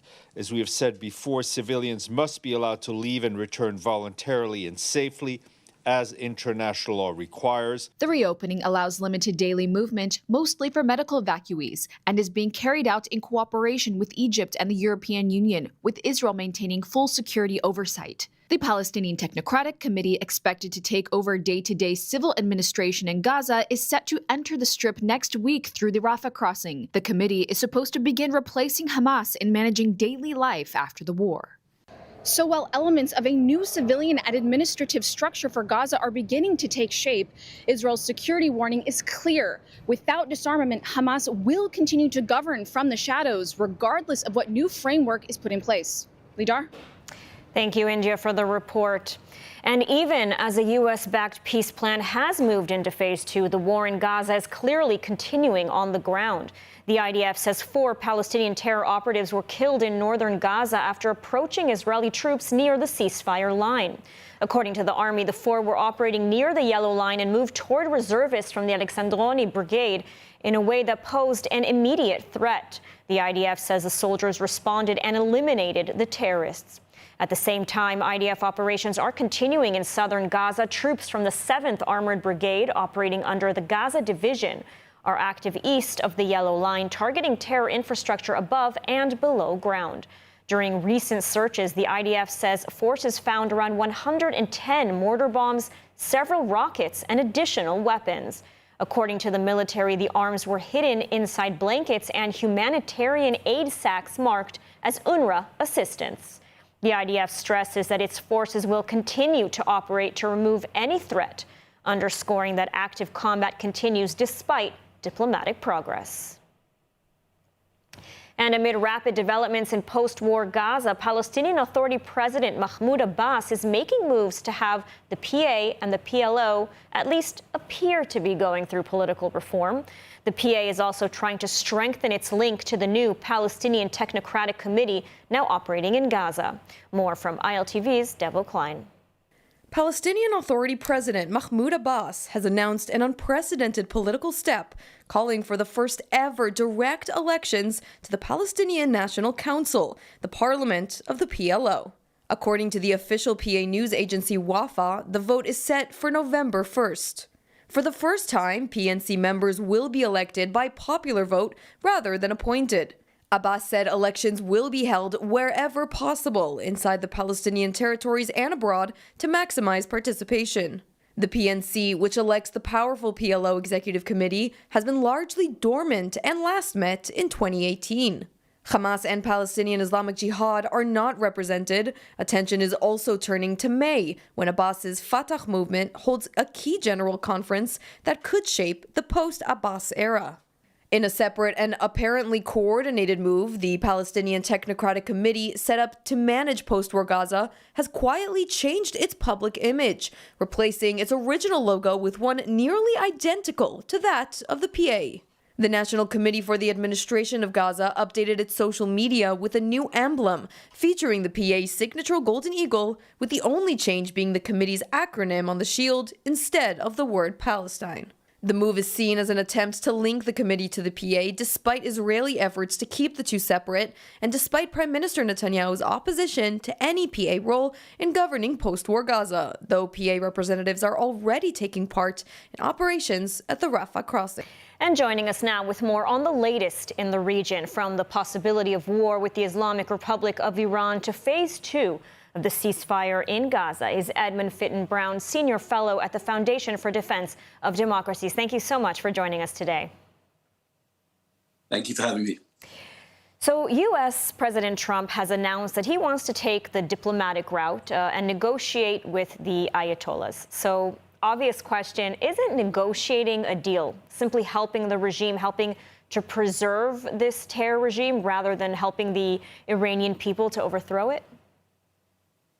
Yeah, I think it would be. Of course, President Trump always does this. He'll always say that he's negotiating. He's looking for a deal. He's always campaigned on the basis that he doesn't favor war if it can be avoided. But we've also seen him say that he's negotiating and then suddenly get involved in military action. So there's an element of distracting the Iranians and keeping them guessing as to his true intentions. We don't know at the moment whether he sincerely wants to negotiate.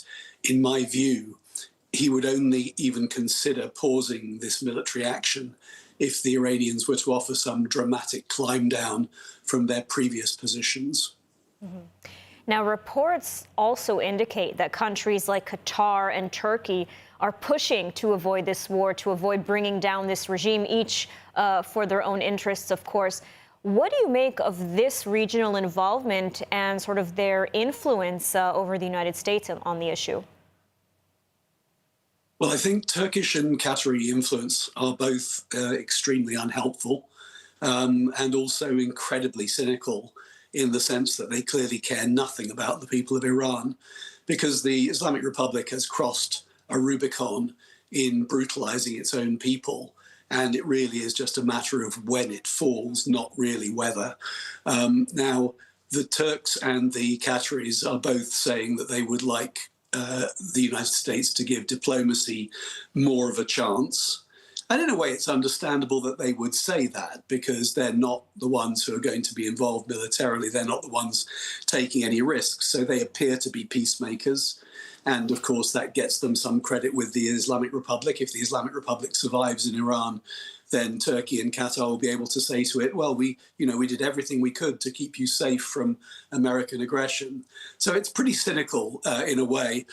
Of course, it may be that these countries had some influence over the US decision not to attack during the height of the protests when Iran crossed President Trump's red lines.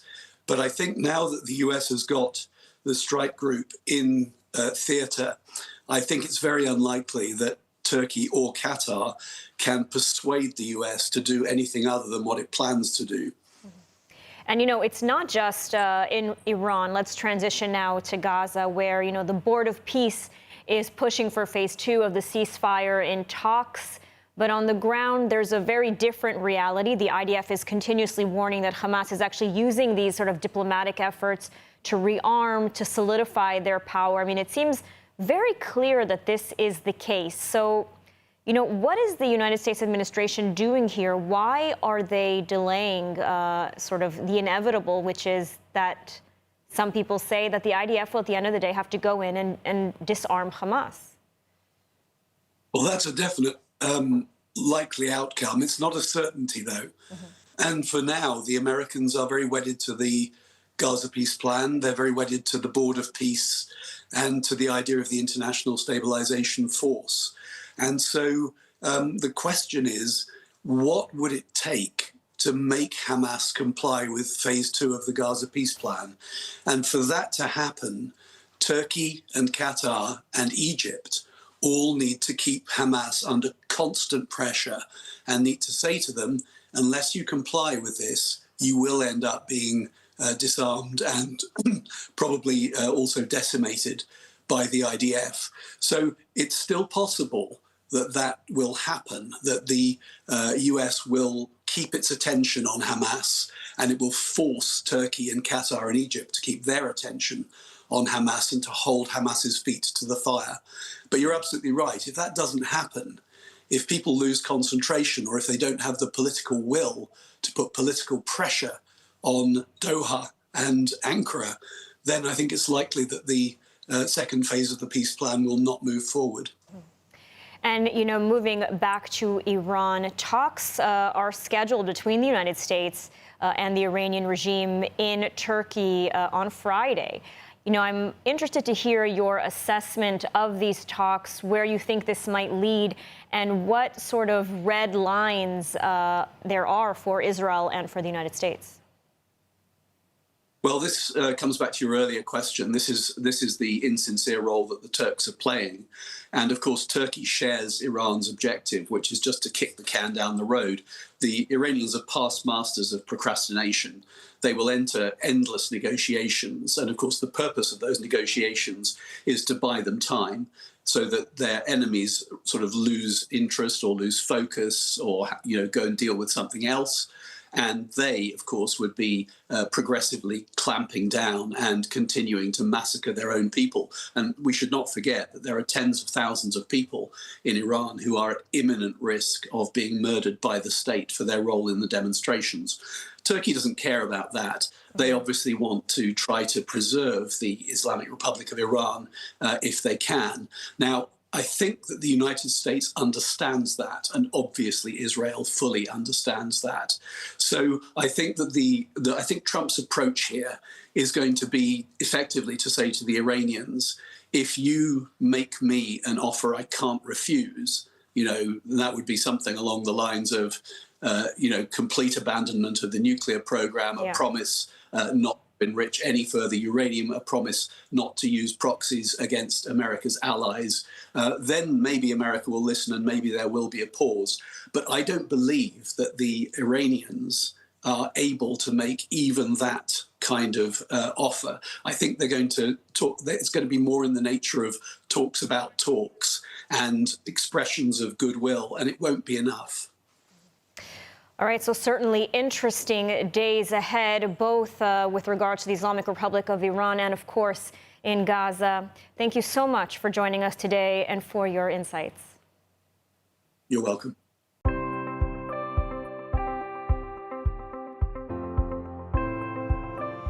The story of the Jewish people has never been about standing still. It's a story of moving forward, of taking responsibility, of protecting what matters, no matter the challenge. That story is still being written today, not with swords, but with stewardship of the land, with the rule of law, and with the determination to secure Israel's future. And on the front lines of that mission stands Regavim. Regavim is a public movement dedicated to defending Israel's national lands and natural resources in the field, in the courts, and in the public square. Through research, on-the-ground action, and legal advocacy, Regavim works to uphold the rule of law and to ensure that Israel can grow, thrive, and remain rooted in its homeland.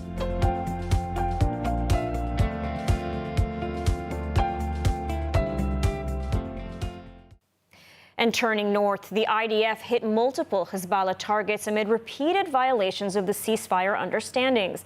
The army says the past month saw the sharpest rise in IDF airstrikes since the start of the ceasefire in November of 2024.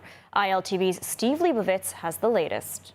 The IDF targeted and killed a Hezbollah terrorist in southwestern Lebanon near Ansariya, citing repeated violations of the ceasefire understandings. The army says it killed Ali al-Haqqani, a senior Hezbollah officer involved in rebuilding military infrastructure. Later, an additional strike targeted and killed a terrorist working to restore Hezbollah's military capabilities. The IDF said that Ali Dawood Amish, a division head in Hezbollah's engineering department, was killed while attempting to rehabilitate Iran-backed infrastructure and plan attacks against Israeli troops. The army reiterated that it will continue operations to remove any threat to Israel. The IDF also struck multiple Hezbollah weapons storage facilities in South Lebanon, warning that one was located in a civilian area, highlighting the group's use of Lebanese civilians as human shields. January saw a sharp rise in Israeli airstrikes in Lebanon, with 87 attacks, the highest since the ceasefire, targeting Hezbollah infrastructure, particularly north of the Litani River. In total, 21 terrorists were killed last month. That's more than double the number of strikes carried out in December. During January 2026, the strike rate averaged about 2 per day, indicating a high and ongoing level of operational activity. Since the ceasefire in Lebanon came into effect on November 27, 2024, a total of 810 airstrikes have been carried out. The ceasefire agreement requires Hezbollah to disarm, but Israel says Lebanon's efforts remain far from sufficient as the Iran-backed group continues to rearm. The IDF stresses that full Hezbollah disarmament is critical for Israel's security. For more than 200 years, when Israel's most vulnerable needed help, Kolel Chabad was there. When families can't afford food, when seniors are alone, when children are struggling to survive, Kolel Chabad steps in with meals, essentials, and dignity. Right now, thousands of families across Israel are counting on that help, and you can make sure it reaches them. Your donation doesn't just give charity, it gives hope, it gives strength, it saves lives. Kolel Chabad, helping Israel one life at a time. Scan the QR code on your screen and give now.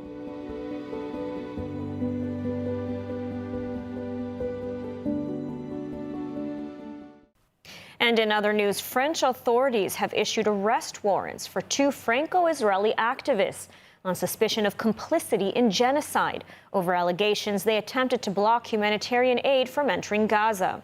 According to a legal source, the warrants issued last July target Nili Kufernaori of the Israel is Forever group and Rachel Twitu of the Tzav 9 movement. The 2 are accused of trying to stop aid trucks at the Nitzana and Kerem Shalom crossings between January and November 2024, and again in May 2025. The warrants require them to appear before a judge but do not call for their detention. French lawyers for the complainants say that this is the first time blocking aid has been examined as possible complicity in genocide. The activists deny the allegations, saying their protests were peaceful and aimed at preventing Hamas from seizing and profiting from aid. Israel strongly rejects all claims of genocide in Gaza. And Israel's Supreme Court has frozen the government's move to shut down Army radio, issuing a conditional order that shifts the burden onto the state to justify its decision. The court gave the government until March 15th to explain the closure, pushing past the government-planned and approved March 1st shutdown date. The justices said the focus will be on whether proper procedures and considerations were followed.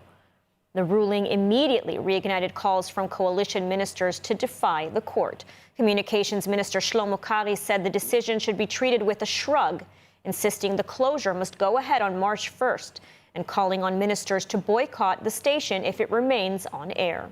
National Security Minister Itamar Ben-Gvir accused the court of political interference, while other coalition lawmakers labeled the ruling illegitimate. The cabinet approved the closure in December, arguing Army radio's news coverage draws the IDF into politics. Petitioners against the closure of the iconic Army radio station say the move harms press freedom and was driven by political motives. And today, we once again have the pleasure of hearing from Yael Eckstein, president of the International Fellowship of Christians and Jews, as she brings us the latest highlights and inspiring updates from the fellowship's ongoing work.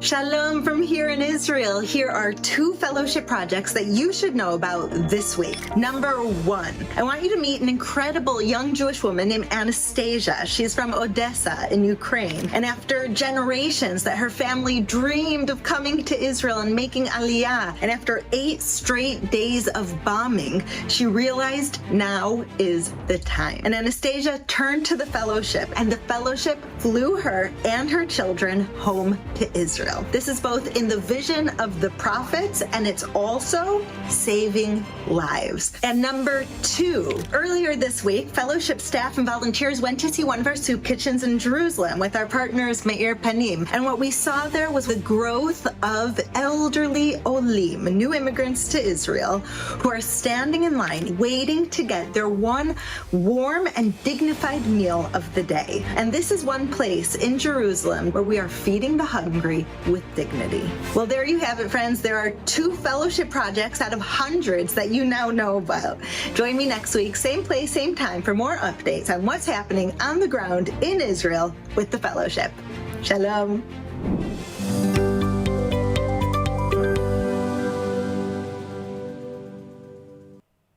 And now let's take a look at the weather forecast. Cloudy skies and partly rain showers are expected around most of the country tonight, with temperatures reaching lows of 12 degrees Celsius or 53 degrees Fahrenheit. Then tomorrow we'll see partly cloudy skies alongside steady temperatures with highs of 18 degrees Celsius or 66 degrees Fahrenheit. And that's a wrap for today's news. For the latest updates from Israel on all your devices, be sure to follow our ILTV channels and keep up with us on social media. That's at ILTV_Israel on all platforms.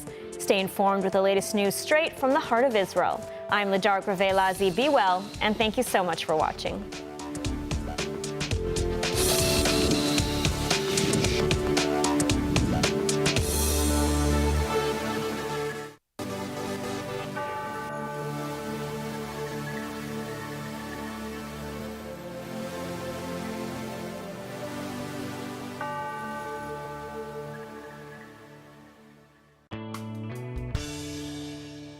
Hello, everyone, and welcome back to Good Week Israel, the show where we recap for you some of the positive highlights that have been coming out of Israel from this week. I'm your host, Eva Klein, and coming up on today's show, Israelis finally get closure as the final hostage is returned from Gaza. Israeli organization achieves a new Guinness World Record of kidney donations. And see how Yad Ezra v'Shulamit prepare for war with Iran. On Monday, January 26th, Israelis finally heard the message they had been desperately waiting for over 2 years. The body of the final Israeli hostage, Sergeant Ran Gvili, was successfully identified.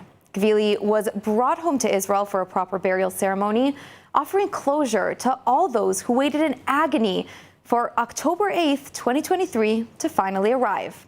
That day has come, and when the news was released, ILTV was quick on their feet to report on this historic milestone. Have a look.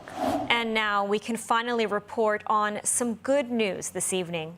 The IDF has announced today that it has recovered the body of the last hostage taken captive by Hamas on October 7th, Ran Gvili. Joining us now in the studio with all the details is ILTV's India Naftali.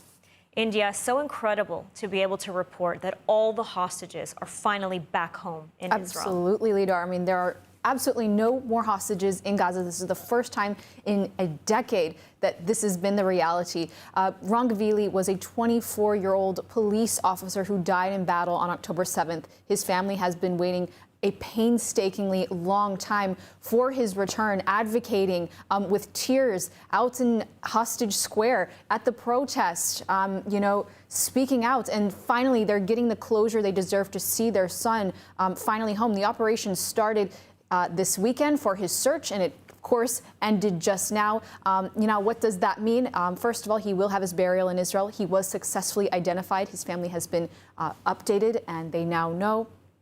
And now what we are going to see is the Rafah opening. It was actually quite controversial, this Rafah opening. Is why would we open the Rafah border if all of our hostages have not been returned? That was a big question in Israel's security cabinet. And now that Ron Gvili has been returned, it does seem that there will be no questions. The Rafah opening, the Rafah crossing will be opened, and that will probably happen as soon as they can. Now, with the Rafah opening, this is something that they've been talking and delaying because of this very issue of our hostages still being in Gaza.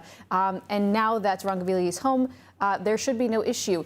Now, what we see is, this is 2 years, long years of advocacy and diplomacy and searching, and we're finally going to see Ron home. So incredibly happy to be able to report on that today. And of course, we are officially entering phase 2 now with all the hostages back home. India, thank you so much for sharing the update. Thank you so much, Lidar. And Ron Gvili was returned as a body from Gaza after giving his life to save Kibbutz Alumim on October 7th, 2023. The operation to retrieve his body was nothing short of a spectacular mission executed bravely by the valiant troops who set off to find him. Let's dive into this one-of-a-kind operation. Now, a moment of closure for Israel. The IDF has confirmed that the remains of Ron Gvili, the last hostage from October 7th, have been found and identified and returned to Israel for burial. Gvili was killed in battle during the Hamas attacks and abducted into Gaza. His recovery ends the final unresolved case from that day. ILTV's India Naftali is at Hostages Square with all the details. India? Thank you, Kalev. I'm standing here at Hostages Square. It's a place that's become a symbol of pain, waiting, and hope for more than 2 years. I've been reporting from the square since the first weeks after October 7th, and today, for the very first time in over a decade, Israel has no remaining hostages in Gaza. People are removing their yellow hostage pins. Many vowed to keep them on until everyone came home, and that moment finally came with the return of Ron Gvili. The Israel Defense Forces confirmed Monday that the remains of 24-year-old police officer Ron Gvili have been identified and returned to Israel for burial. The Hostages and Missing Families Forum called him first to enter, last to return. On October 7th, Ron Gvili rushed into battle, fighting at the entrance to Kibbutz Alumim until his ammunition ran out. The recovery operation for his body, named Courageous Heart, was based on precise intelligence that his body was buried in a cemetery in eastern Gaza City. New details released by the Shin Bet revealed that the breakthrough came after a Palestinian Islamic Jihad operative was captured and interrogated last month. He admitted to moving Gvili's body between locations and provided information that led to the exact burial site. Forensic teams examined nearly 250 bodies before identifying Gvili's remains.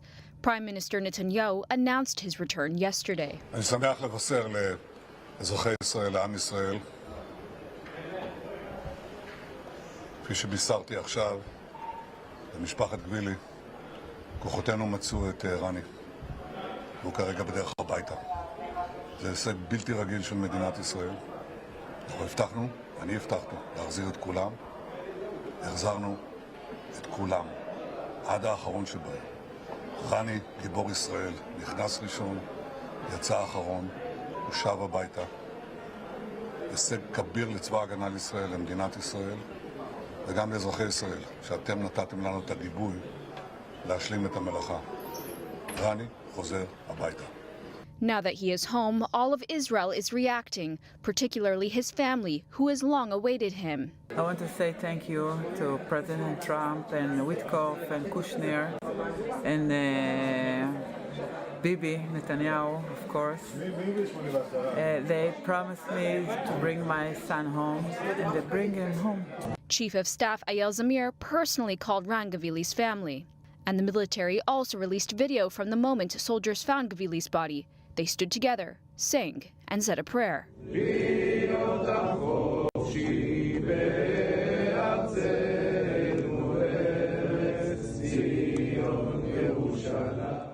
Kalev, this may be one of the last times I speak to you from Hostages Square.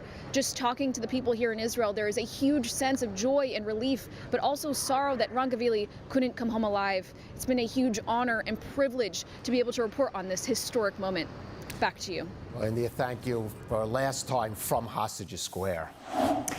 And as speculation of a strike on the Islamic regime in Iran grows, here in Israel, preparations to deal with the fallout are already beginning. We got to hear from Jamie Geller on how Yad Ezra Shulamit is preparing to care for Israel's most vulnerable communities should an attack occur. Have a look. As tensions rise and warnings may come too late, humanitarian groups can't afford to wait. Jamie Geller joins us now to explain how Yad Ezra Shulamit is preparing to ensure no one goes hungry if Israel comes under fire. Jamie Geller, thanks for joining. Thank you so much for having me. So recent reports suggest Israel could receive only minutes warning if the U.S. strikes Iran. What does operating under that level of uncertainty mean for humanitarian organizations like Yad Ezra Shulamit?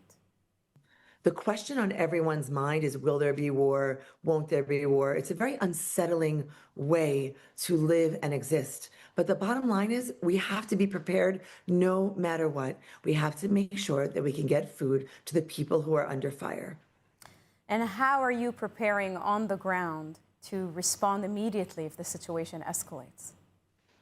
We must stock the warehouses with ready cooked foods ready to eat. That is really critical to ensure that everyone can actually eat when they are stuck in bomb shelters. We've done this before. We did it in June, and we will do it again. We know what we're doing. Yad Ezra Shulamit actually distributes 12,000 food baskets every single week to 95 distribution points all across Israel. It's critical that the warehouses have ready-cooked meals and ready-to-eat food fully stocked, and therefore we can distribute it north, south, central Israel, all across the country.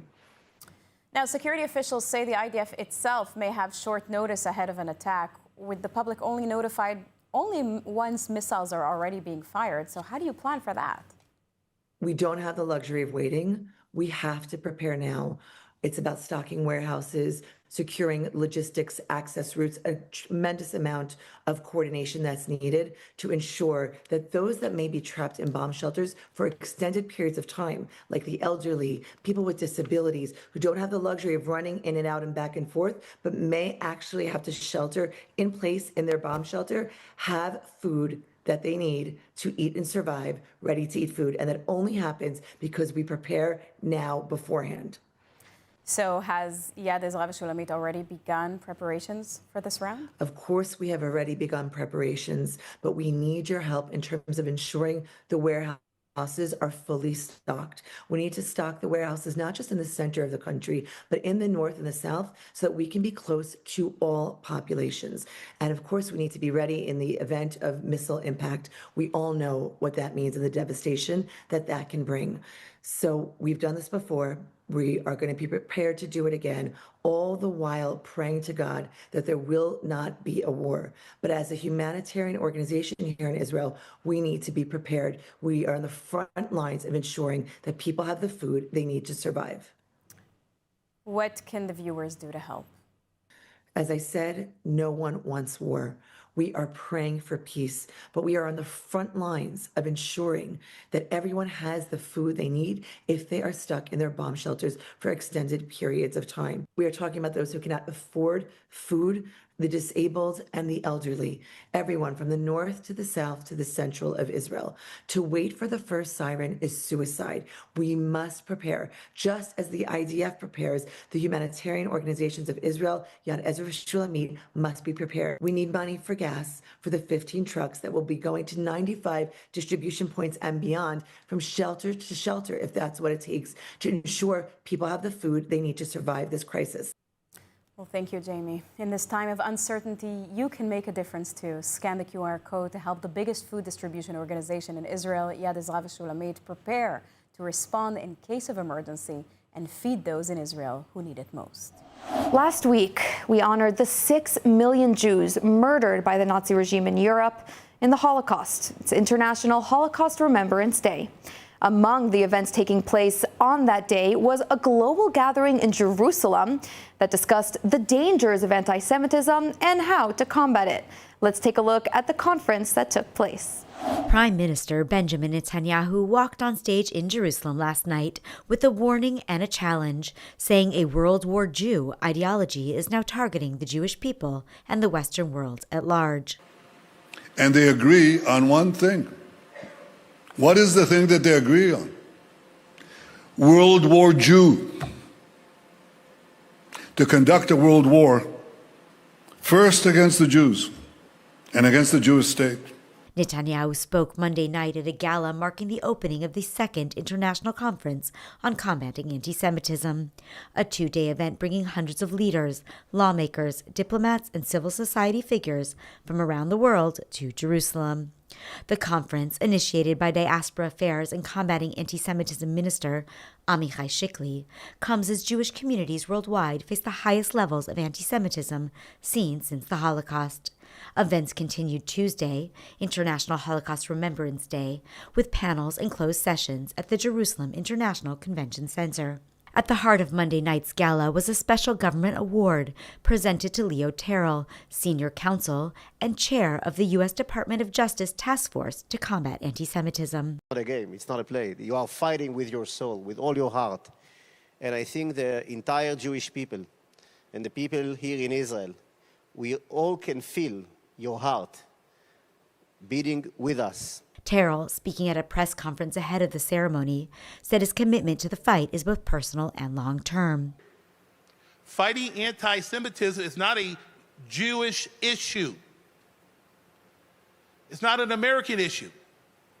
It's a Western civilization issue. Terrell, a civil rights attorney for more than 3 decades, said he was asked by U.S. President Donald Trump to leave Fox News and take on the role, with a clear mandate to use every legal tool available to combat anti-Semitism. In response to a question from ILTV about the line between free speech and incitement, Terrell stressed that words become a federal issue when they turn into action. Speech alone, without criminal or misconduct, it's not illegal.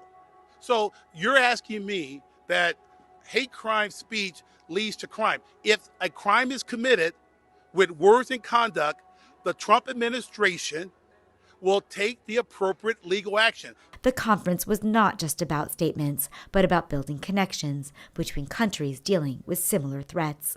Participants met earlier on Monday at the Knesset discussing legislation, education, foreign interference, and the need for coordinated responses to incitement and violence. To connect in between those leaders from Cyprus to Romania, Albania, Italia, Canada, Australia, all together to have a discussion like we had today in the Knesset, so people get to know one another, and we are building networks.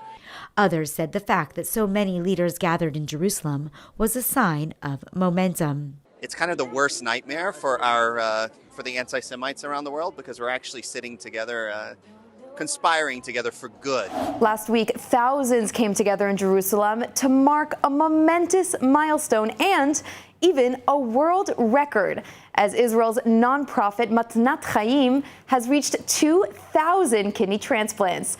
In President Isaac Herzog's words, who was there, by the way, only in Israel. Let's hear the full story. Here and now, nearly 2,000 voluntary kidney donors are gathered together in one place from every different walk of life in Israel. Thank you, Matnat Chaim. Truly a gift of life. This is what a room full of kidney donors looks like. The event, attended by Israel's president, honored the late Rabbi Yeshayahu Herber, who founded Matnat Chaim, responsible of executing 2,000 kidney transplants. A Guinness World Record. After being snubbed by the Guinness organization in December 2025, the committee has since reversed the decision, recognizing the amazing accomplishments of the men and women in the room. The president emphasized that kidney donations symbolizes the core identity of our nation. This is absolutely a world record for humanity, a world record for solidarity, a world record for the deep and full commitment to one another, the selflessness, the deep love of life and of people that is so beautifully embodied in our nation. I was happy to learn that the flawed decision to reject the submission of the Guinness Book of World Record simply because it came from Israel was reversed, and now it is officially a world record. Earlier, I took a trip to Kfar Tapuach, an Israeli Jewish settlement in the heart of Samaria, where the Israeli Dog Unit is based. This special unit, they locate missing people, they join the IDF in security operations, all while providing search dogs as the ultimate tool to get things done. Have a look. These are the organizations you don't hear about, but maybe you should. Saving lives in Israel at every opportunity they can. This is the Israel Dog Unit. The Israel Dog Unit, otherwise known as IDU, not to be confused with IDF, but we work with them regularly. We do security work. We help the Army with special operations with dogs and handlers. And we also help the police and the army look for missing people. Volunteers from around Israel and even the world come together to achieve this mission of the Israel Dog Unit. I got involved because I felt this was a very worthy cause after that. Training courses, it's very fulfilling in many ways. We spend a lot of time in the field with other great organizations, and the unique aspect of dogs, which I'm a big dog lover, mixing the highest levels of technology in the field. It's almost like CSI work in some ways, but in other ways investigative work, working together close with the police and the army. Our mission is to save Jewish lives in Israel with dogs, with drones, with horses, with whatever means at our disposal.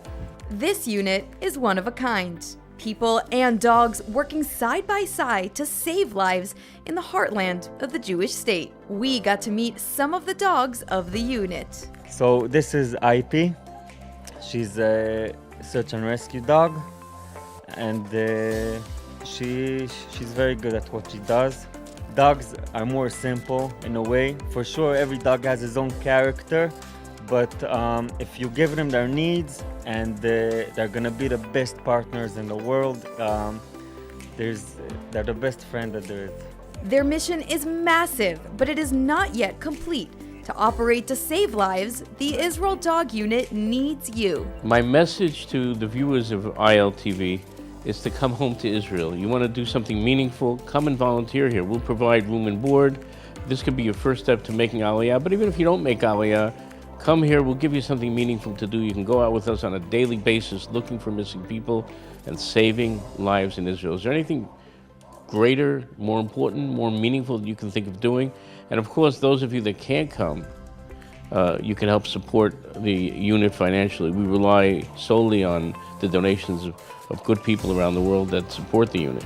And they're our partners in all the successes that we have, whether it's saving lives from terrorist attacks or whether it's finding missing people and saving their lives. The Israel Dog Unit embodies the true spirit of Israel, unity and dedication to life-saving no matter what.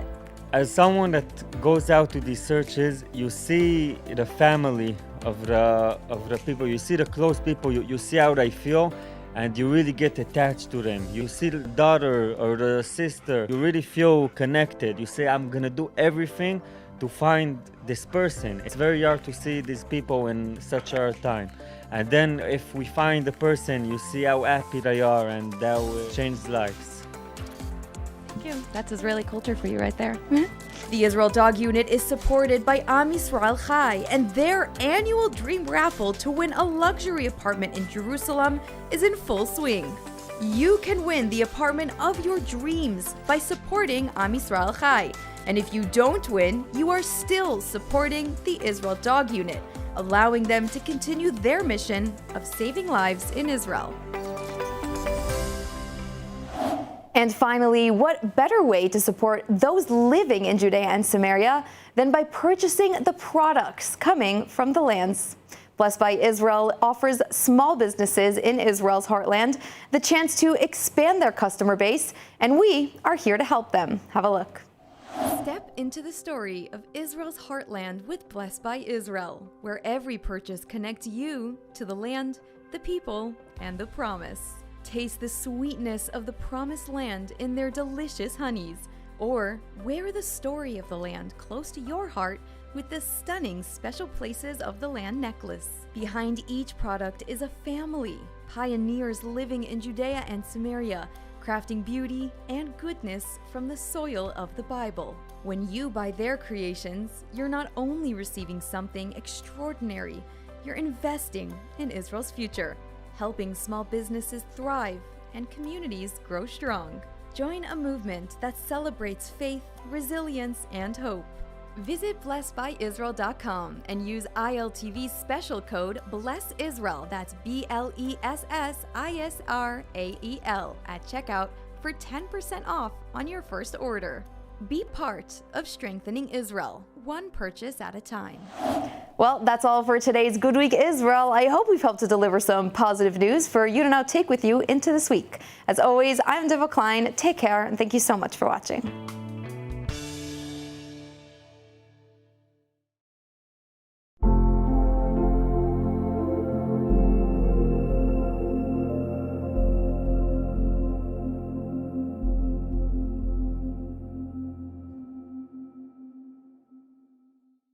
And moving on, hundreds of Jews from across Israel and North America closed out 2025 not with speeches, but with action. Running, rolling, and walking together in the Negev. They took part in Adi's 4th annual Race for Inclusion, a powerful celebration of ability, healing, and hope. Wow, what a fun day today here at Adi Negev Nahalat Eiran. We just completed 2.5 kilometers of the Race for Inclusion, a race that brings together people from all different abilities to celebrate Jewish unity and strength. More than 400 high school, gap year, and college students from North America gathered at Adi Negev Nahalat Eiran last week to take part in the 4th annual Race for Inclusion, a 2.5-kilometer fun run through the 40-acre rehabilitation village. Participants came through programs including Jewish National Fund USA's Alternative Winter Break and the Alexander Muss High School in Israel. They were joined by rehabilitating IDF soldiers, members of Adi's wheelchair basketball team, staff, volunteers, and residents crossing the finish line side by side. At the start of the race, Adi's Director of Advancement, Ellie Klein, reminded participants that this run carries a deeper meaning. There are so many people of your age, college campuses across America, communities around the world who are running, do evil things, to promote hatred, promote division. But you decided to be here today at Adi Negev Nahalat Eiran to promote love and inclusion. For Klein, the symbolism of running here is impossible to separate from the events of October 7th, 2023, when terrorists passed just outside the village on their way to Ofakim. They want to advance hope, they want to advance healing, and they want to allow us to focus, to highlight on our humanity. Adi Negev serves people of every background and ability, from residents with severe disabilities to war-wounded soldiers and civilians receiving treatment at the Kali Rehabilitation Medical Center, the first and only fully dedicated rehabilitation hospital in southern Israel. We have so many different types of people who are coming here, all levels of ability. We have Jews, Israeli Arabs, Bedouins, Druze. The bottom line is that when they come here, they just focus on their humanity. All the stuff that we love to argue about, our politics, our religion, our background, we leave it at the door. For the young participants, the experience was personal and eye-opening. There were so many supportive, happy people there when you ran past the finish line. I really believe in helping out this community of special needs and people with all different disabilities, so I want to be here and show my support for them. As music played and a dance party broke out at the finish line, the message was clear: everyone belongs. I think being able to do something that so many people with disabilities normally wouldn't be able to do, like running, is so incredible because, we're making it so that everyone can do it. And for many, that joy said everything. How was it? Wow, that was wonderful, so great. We're here to do the breaks like this. Oh, we do the walks in the road. That was so fun, so fun. Thank you, India. And moving on, Israel is harnessing the power of bioconvergence, merging biology and technology to revolutionize the future of food and sustainability. Let's take a look. The world is facing a crisis of food scarcity, which we already feel in the price of basic food, which keeps hiking up. This challenge is faced head-on with the help of bioconvergence, a combination of biology and technology that produces solutions to various global challenges. In Israel, the groundbreaking approach is revolutionizing food technology and reshaping the global economy. For example, each year, 8 billion fertilized male eggs are destroyed after weeks of incubation, costing billions and raising ethical concerns. Enter Exit, an Israeli startup rewriting the rules of the livestock industry. Co-founded by a neuroscientist and a lawyer whose family raised chickens, the company created a way to determine a chick's sex before it hatches.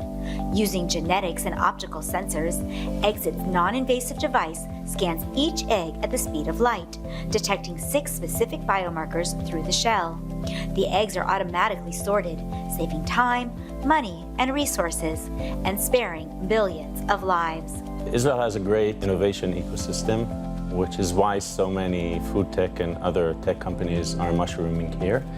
And the system also supports innovation and out-of-the-box thinking and pushing the limits of what solutions can be. Another Israeli company, Genesee, is tackling global sustainability from the sea. By harnessing macroalgae, they produce high-quality plant-based proteins for the food industry, reducing deforestation, conserving fresh water, and offering a sustainable source of nutrition. Bioconvergence is quite a complex thing because we connect here engineering, science, biology, medicine, food tech, agriculture, so many things which are coming together, and their actual role is to solve real problems. Both companies credit Israeli Innovation Authority and its National Bioconvergence Program for driving this new wave of breakthroughs. The program invests directly in pioneering projects, builds cutting-edge research infrastructure, and ensures the right talent enters the industry. By fostering collaboration and streamlining regulation, it helps companies bring products from the lab to the global market faster than ever. Bioconvergence is more than science. It's the fusion of biology, creativity, technology, and purpose. From sustainable protein to ethical farming, Israel's innovators are proving that when biology meets technology, the future of food is already here and knows no boundaries. To learn more about Israel's Bioconvergence program, visit the website.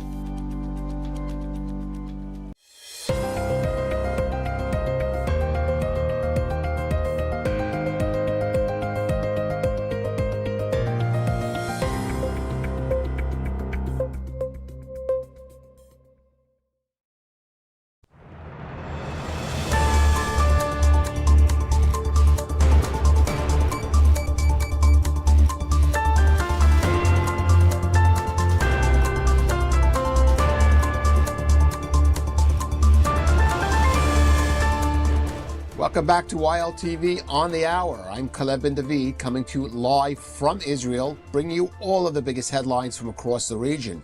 Here are the latest developments. Nuclear talks between the United States and Iran have been moved from Turkey to Oman after Tehran threatened to pull out. According to a report in Axios, the Trump administration has agreed to Iran's request to change the venue, with the talks now expected to take place in Oman on Friday. Iran also saw changes to the format and scope of the negotiations.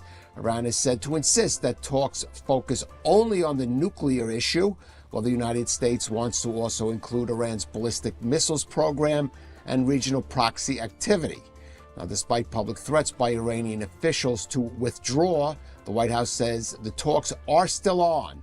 U.S. Special Envoy Steve Witkoff and the Iranian Foreign Minister Abu Arakchi are expected to take part, with President Trump's advisor and son-in-law Jared Kushner also attending. Now, sources say Iran has told mediators that it is ready to discuss the nuclear issue and may consider compromises, but Israeli and U.S. assessments remain skeptical that a deal can be reached. Now, President Trump considered walking away from nuclear talks with Iran following recent naval confrontations between American and Iranian forces in the Arabian Sea. That's according to the Wall Street Journal. U.S. warplane shot down an Iranian drone yesterday as it approached the aircraft carrier USS Abraham Lincoln in the Arabian Sea.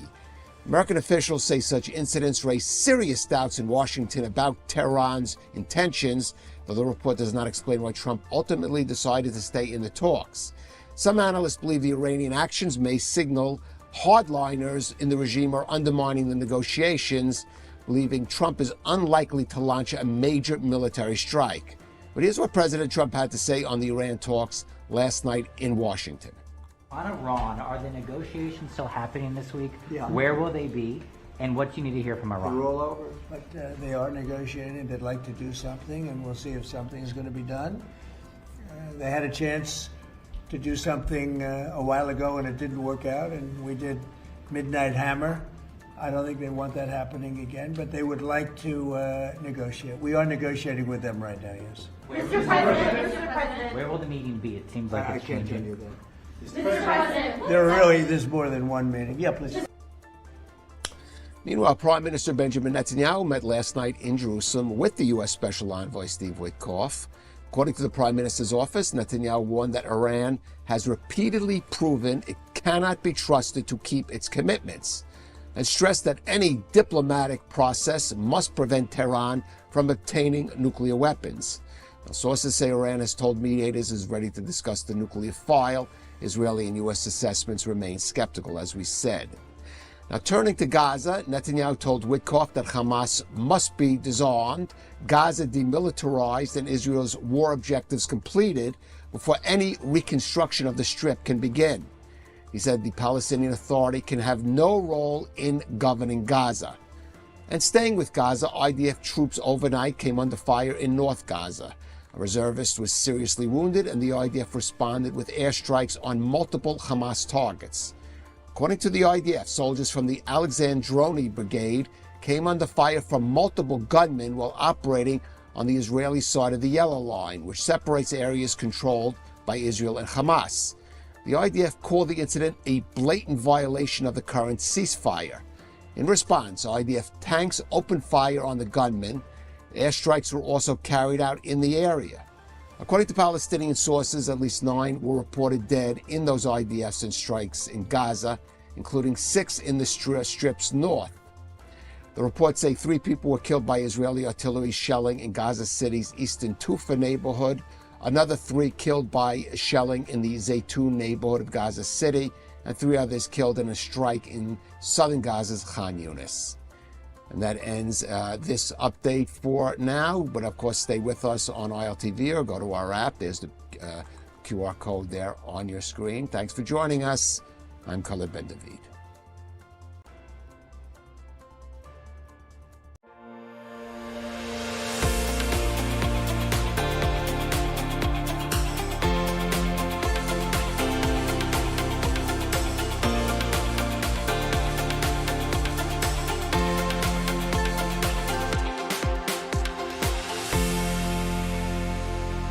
Media scandal. A doctor quoted by the New York Times is now being linked to Hamas. And now this.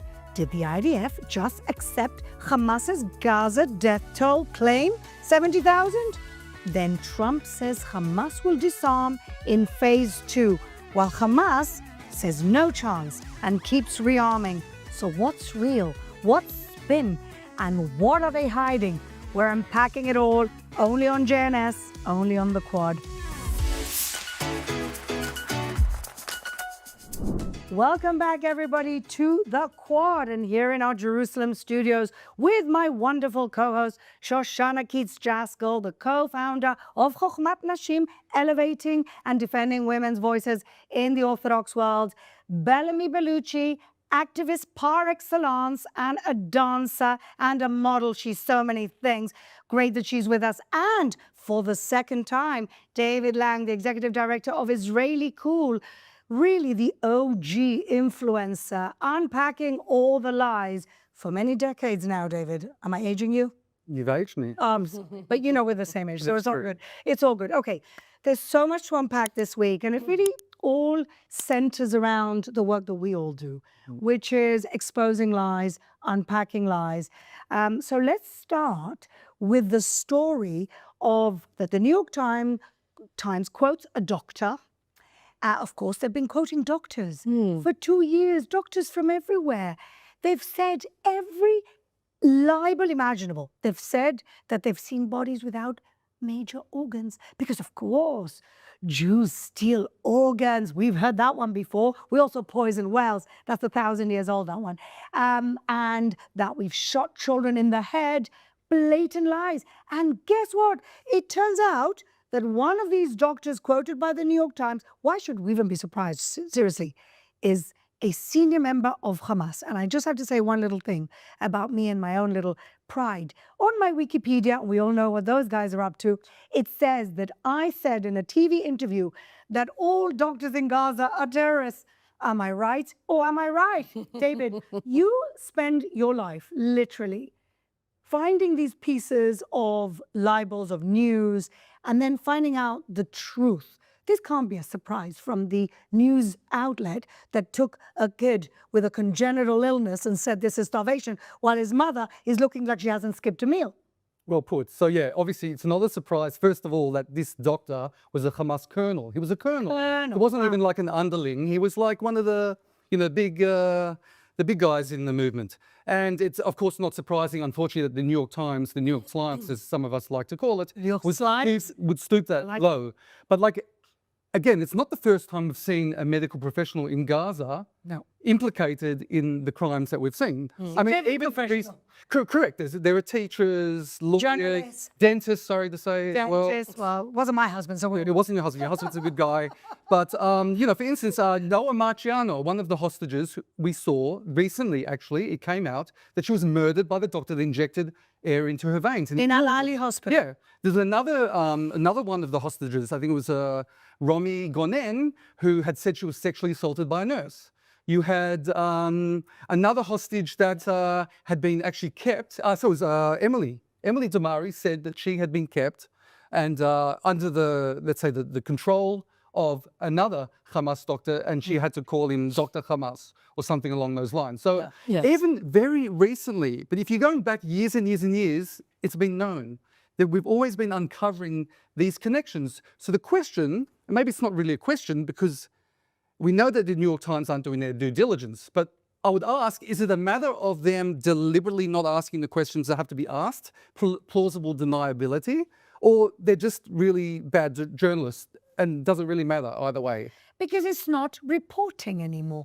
It's taking the things that speak to their agenda. It's only taking the bits of so-called news from the mouth of the terrorists that tells the narrative they want to tell. Well, it's worse That's why than they're that. not doing their job, right? It's worse than that. This guy, Hassam Abu Safia, published multiple op-eds. It wasn't like he was quoted. He published full op-eds accusing Israel of genocide. He was presented by the Times as a pediatrician and a hospital director. Yeah. He was then photographed in Hamas military uniform, and they didn't. And this was years ago. This wasn't just now. Years ago, this was done. It's like you put a stethoscope on yourself, and you're like, I'm a doctor, so like I'm immune. Like it's like when like you're playing tag and you like hit home base, like you're free. No, that is not journalism. You cannot do that. You can't platform just anyone. And these kinds of lies. The New York Times is a staple of American homes. Was. My grandmother, God bless her, and she's not alive anymore, but she should rest in peace. But she would read the Times regularly, and it's really sad. Yes. It's been years already that it's been like this, but every time something like this comes about, it's just sadder and sadder that they are platforming people who are not only anti-Israel, because that's not something that is, in and of itself, something that should get you not be able to be printed, but are liars and are biased and are clearly misrepresenting everything, and they're putting them out there because the New York Times has a name. It still does. It's like the BBC. It's really no better. And it's all really from the school of Al Jazeera, right? Absolutely. And in 2012, I was reviewed by them when I was dancing. So I was in the New York Times, which at that point in time is not, oh my gosh, this is amazing. This is a huge achievement. I would laugh if it happened today. Quite frankly, I wouldn't care what they had to say, because if you still have the same people that are saying that there's a famine going on in Gaza, and then you have, what's her name, Bisan, the so-called journalist, who has gone 5 times the size as time goes by, and people keep believing, well, this is the thing, if there is a famine and people handle stress in a different, she's huge. Yes. The only thing that Gaza is missing in aid is Ozempic. That's the truth of the matter. That's what they need to be doing. And if you think that I'm going to listen to somebody tell me, no, but they're actually a doctor. Oh, sure. Just like that actor that died 1 million times in Gaza who literally was one thing to the next. Yeah, he was a journalist. Great, okay. And just like we allegedly killed 220 journalists, you mean we killed 220 terrorists who were pretending to be journalists? Some of them were holding hostages. Some of them were raping hostages. Yeah. I mean, by the way, he was the director of the Kamal Adwan Hospital. Do you know who Kamal Adwan was? I mean, that should be the first hint that we're dealing with some sympathetic. So he was a PLO, like higher up in the PLO. The Mossad actually took him out. Not on a date, they like really took him out. And basically some say that he was one of the masterminds behind the Munich massacre. No. So, I mean, it's embedded in a culture. Yeah. Yes. So it's not surprising. And, you know, obviously in Western culture, we have the whole idea of innocent till proven guilty, the presumption of innocence. Yeah. And I would espouse that over there in Gaza, we should have the opposite. It should be the presumption of, no, not to say that we, you know, God forbid, do anything, execute any serious judgments or anything like that. But, I mean, you really have to do your due diligence. That's the bare minimum. But they don't. As they approach someone who says they're a doctor, they need to say, well, wait a minute, he works for like a hospital that is named after a terrorist. Maybe we should investigate this. Yeah. So well, let's not forget that Rantisi, who was one of the one of the leaders of the Second Intifada, Hamas member, was a pediatrician or a gynecologist. They're all doctors, but they're still all terrorists. Guess what? It doesn't make a difference. And so I'm very proud that on my Wikipedia it says that I said that all the doctors there are terrorists, because it turns out they are. Now, talking about news, talking about agendas, and talking about numbers, you mentioned it a little bit here, Bellamy, about the myth of starvation and famine when you have journalists who basically put on 3 times their weight. Before we jump in, a quick invitation. The 2026 JNS International Policy Summit is coming up this April 15th through to the 17th, once again at the Waldorf Astoria in Jerusalem. I'll be there, and I really hope you'll join us too. You can visit jns-summit.org to register and to see the speaker lineup. It's an exceptional group this year. I look forward to meeting you in Jerusalem this April. But this week, there was another controversy where Haaretz misquoted another news agency who said that Israel had admitted to 70,000 deaths in Gaza over 2 years. Now, the IDF never admitted anything. The person who said it from the IDF was quoting Hamas numbers, so they took him out of context. They made it into a headline, and then, of course, you've got the usual suspects like Piers Morgan and Mehdi Hassan saying, "We told you so." But even if those numbers are correct, okay, we claim that 25,000 of those 70,000, even if that number is right or wrong, are terrorists. And now, I went on a little hunt here, numbers hunt, which is not my thing, but I thought it was very interesting. In a population of 2 million people, how many people a year do you think die of natural causes? I'm throwing it out there. How many people? Well, it really depends on the age of the population. But if the population is a young population, like we can assume Gaza is a young population, yeah. The number of people that die for natural causes in a year in a population of 2 million, and I'm being generous here because it's 2.1, 2.2 million people, is about 14,000 people a year. So let's take Hamas's numbers, 70,000. Let's take away natural causes a year. 14,000 a year. Right. That's 28,000 people dying of natural causes, because no, in a war you don't live forever. You still die of diabetes and high blood pressure. That still exists, okay? So 70, take away 28. I'm not good at numbers. David, you better at numbers than me? Yes. 52? No, I'm good at disgrace myself. No, is that 52 or 42? I think it's 42. 42. 42, okay, 70? I didn't do 5 things math. So 70. Only Israelis know what that means. 70, take off 28 is 42. 42, yes. Thank you very much, Joanne. 42. Of that, take off the terrorists. What is 42 minus 25, everyone? 17. 17. So yes, maybe 17,000 people, innocent people died, and that is a tragedy of the war that we didn't start. But even if those numbers are correct, you have all these people on their soapbox to say, we told you so. No, what you told us was that all of those people were killed by Israel. And what we're saying to you is that most of those people were in fact terrorists killed in a war that we didn't start. No such thing as genocide. And the same report says that there was nobody who died of famine. There's a surprise. Yeah. I mean, look, there's a number of other issues that are sort of being missed in all of this. First of all, innocent civilians die in war, as you alluded. Yes. And this isn't a war that we started, but we are being accused of genocide each and every day. Yeah. And we have the capabilities to commit a genocide if we wanted to. Why would we drag out a war when we could carpet bomb the whole place? I'm not saying we should. I'm just pointing out that the idea that we're committing genocide is ridiculous. And why? We're basically risking our young soldiers. We did. Not basically, it's true. We are. Israelis died because we didn't want So obviously anyone with a functioning brain cell will know that the idea that we're committing genocide is ridiculous. If you just think a bit, just take away all the bluster and the noise and the Hamas talking points that the media and others are perpetuating, and you'll see that it just doesn't even make any sense. So we're sort of arguing about numbers here, but also what you mentioned is that it was never about the actual number. We don't know. The point was that Piers Morgan and friends were always quoting numbers. It came from the Hamas Ministry of Health. Yeah. By the way, when Piers Morgan did his gotcha this week, if you look at the wording, he goes, something along the lines of the Israeli officials or the IDF now admit to the Gaza Ministry of Health's numbers. Now, I believe it's deliberate. It says Gaza Ministry of Health because think about how ridiculous, even Piers Morgan knows how ridiculous he would sound if he goes, now they admit to Hamas's numbers that we've been quoting.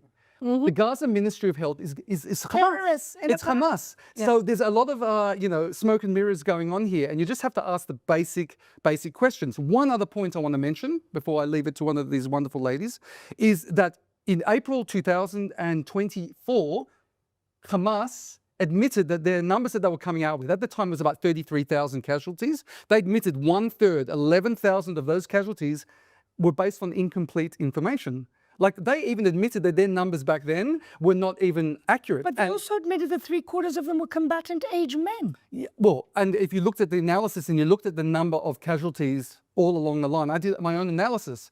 There was such a disproportionate amount of like men between like just say 25 and 40 or 50. What a coincidence. Which statistically speaking means, yeah, come on. They'll combat terrorists. Age men.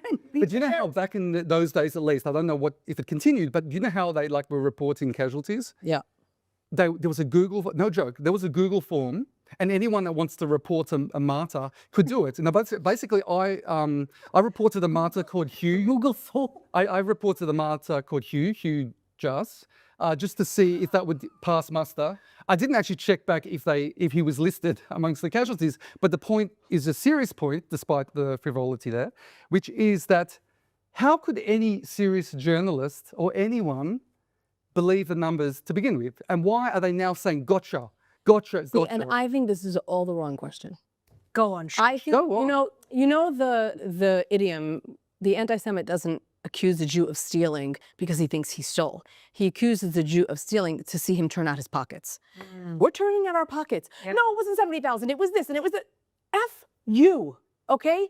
Every single person that died in Gaza, Jewish, Israeli, non-Jewish, Muslim, whatever, is because of Hamas. Yes. Every single one. Because of October 7th, and because you didn't give them up when you could have, and because you hid in your tunnels instead of hiding your people in tunnels. So whether it's 70,000 or 700,000, every single one is on Hamas. And us turning out our pockets saying, no, is the wrong answer. I'm sorry. Shana, and now you're going to be quoted saying that 700,000 people died. Quote me, bitch. Piers Morgan's now gonna... Shoshana! What happened? Sorry, Mom. Actually, my mom would say the same thing. Absolutely. But no, I think you're right to the point that we'll always have to be on defense. Yeah. That's what you're saying. And no, it doesn't seem to me like the Iranian Islamic regime who've killed 40,000 people in 2 weeks. They don't care. They're on defense, right, Bellamy? I'm bothered at the fact that we keep doing that to ourselves. I'm bothered at the fact that we all constantly keep having to hasbarize every single thing every 2 seconds. But at some point, I think what we need to realize is the real genocide is happening right now. Great. Yeah, it's happening exactly. right now in real time. This is what's going on. And the world is too busy talking about, still to this day, I mean, no offense, Palestine, but you've had a moment. You've had like, take a break. And they keep saying, like, a free Palestine. There's a genocide happening. Right now. Right now. Down to the fact that it's a real one where they're actually, the most disgusting part that they're doing it to their own people. Yes. Like, okay? The people need to understand they're doing it to their own people. Yes. And to leave in such a barbaric way that there are people that have been shot whose skulls are like wide open. The videos of people in body bags, some of them weren't even, their pulse hadn't stopped and they're left there to die in hospitals. In a bag. Real hospitals, not a set. There's the BBC on the one side telling somebody to cry at action and laugh afterwards. They go, this is real. That's actually what's going on. But you're so indoctrinated and you've become so warped by this narrative that they're all living on, because Palestine needs to be free. But you know what? The worst thing about it is that every time you see a report in the mainstream media about the numbers there, they say, after they say the numbers, we cannot independently verify those numbers. And you could with Gaza? What, you mean that they're not quoting these Iranian regime hospital ministry? Apparently. Where's they Pierce?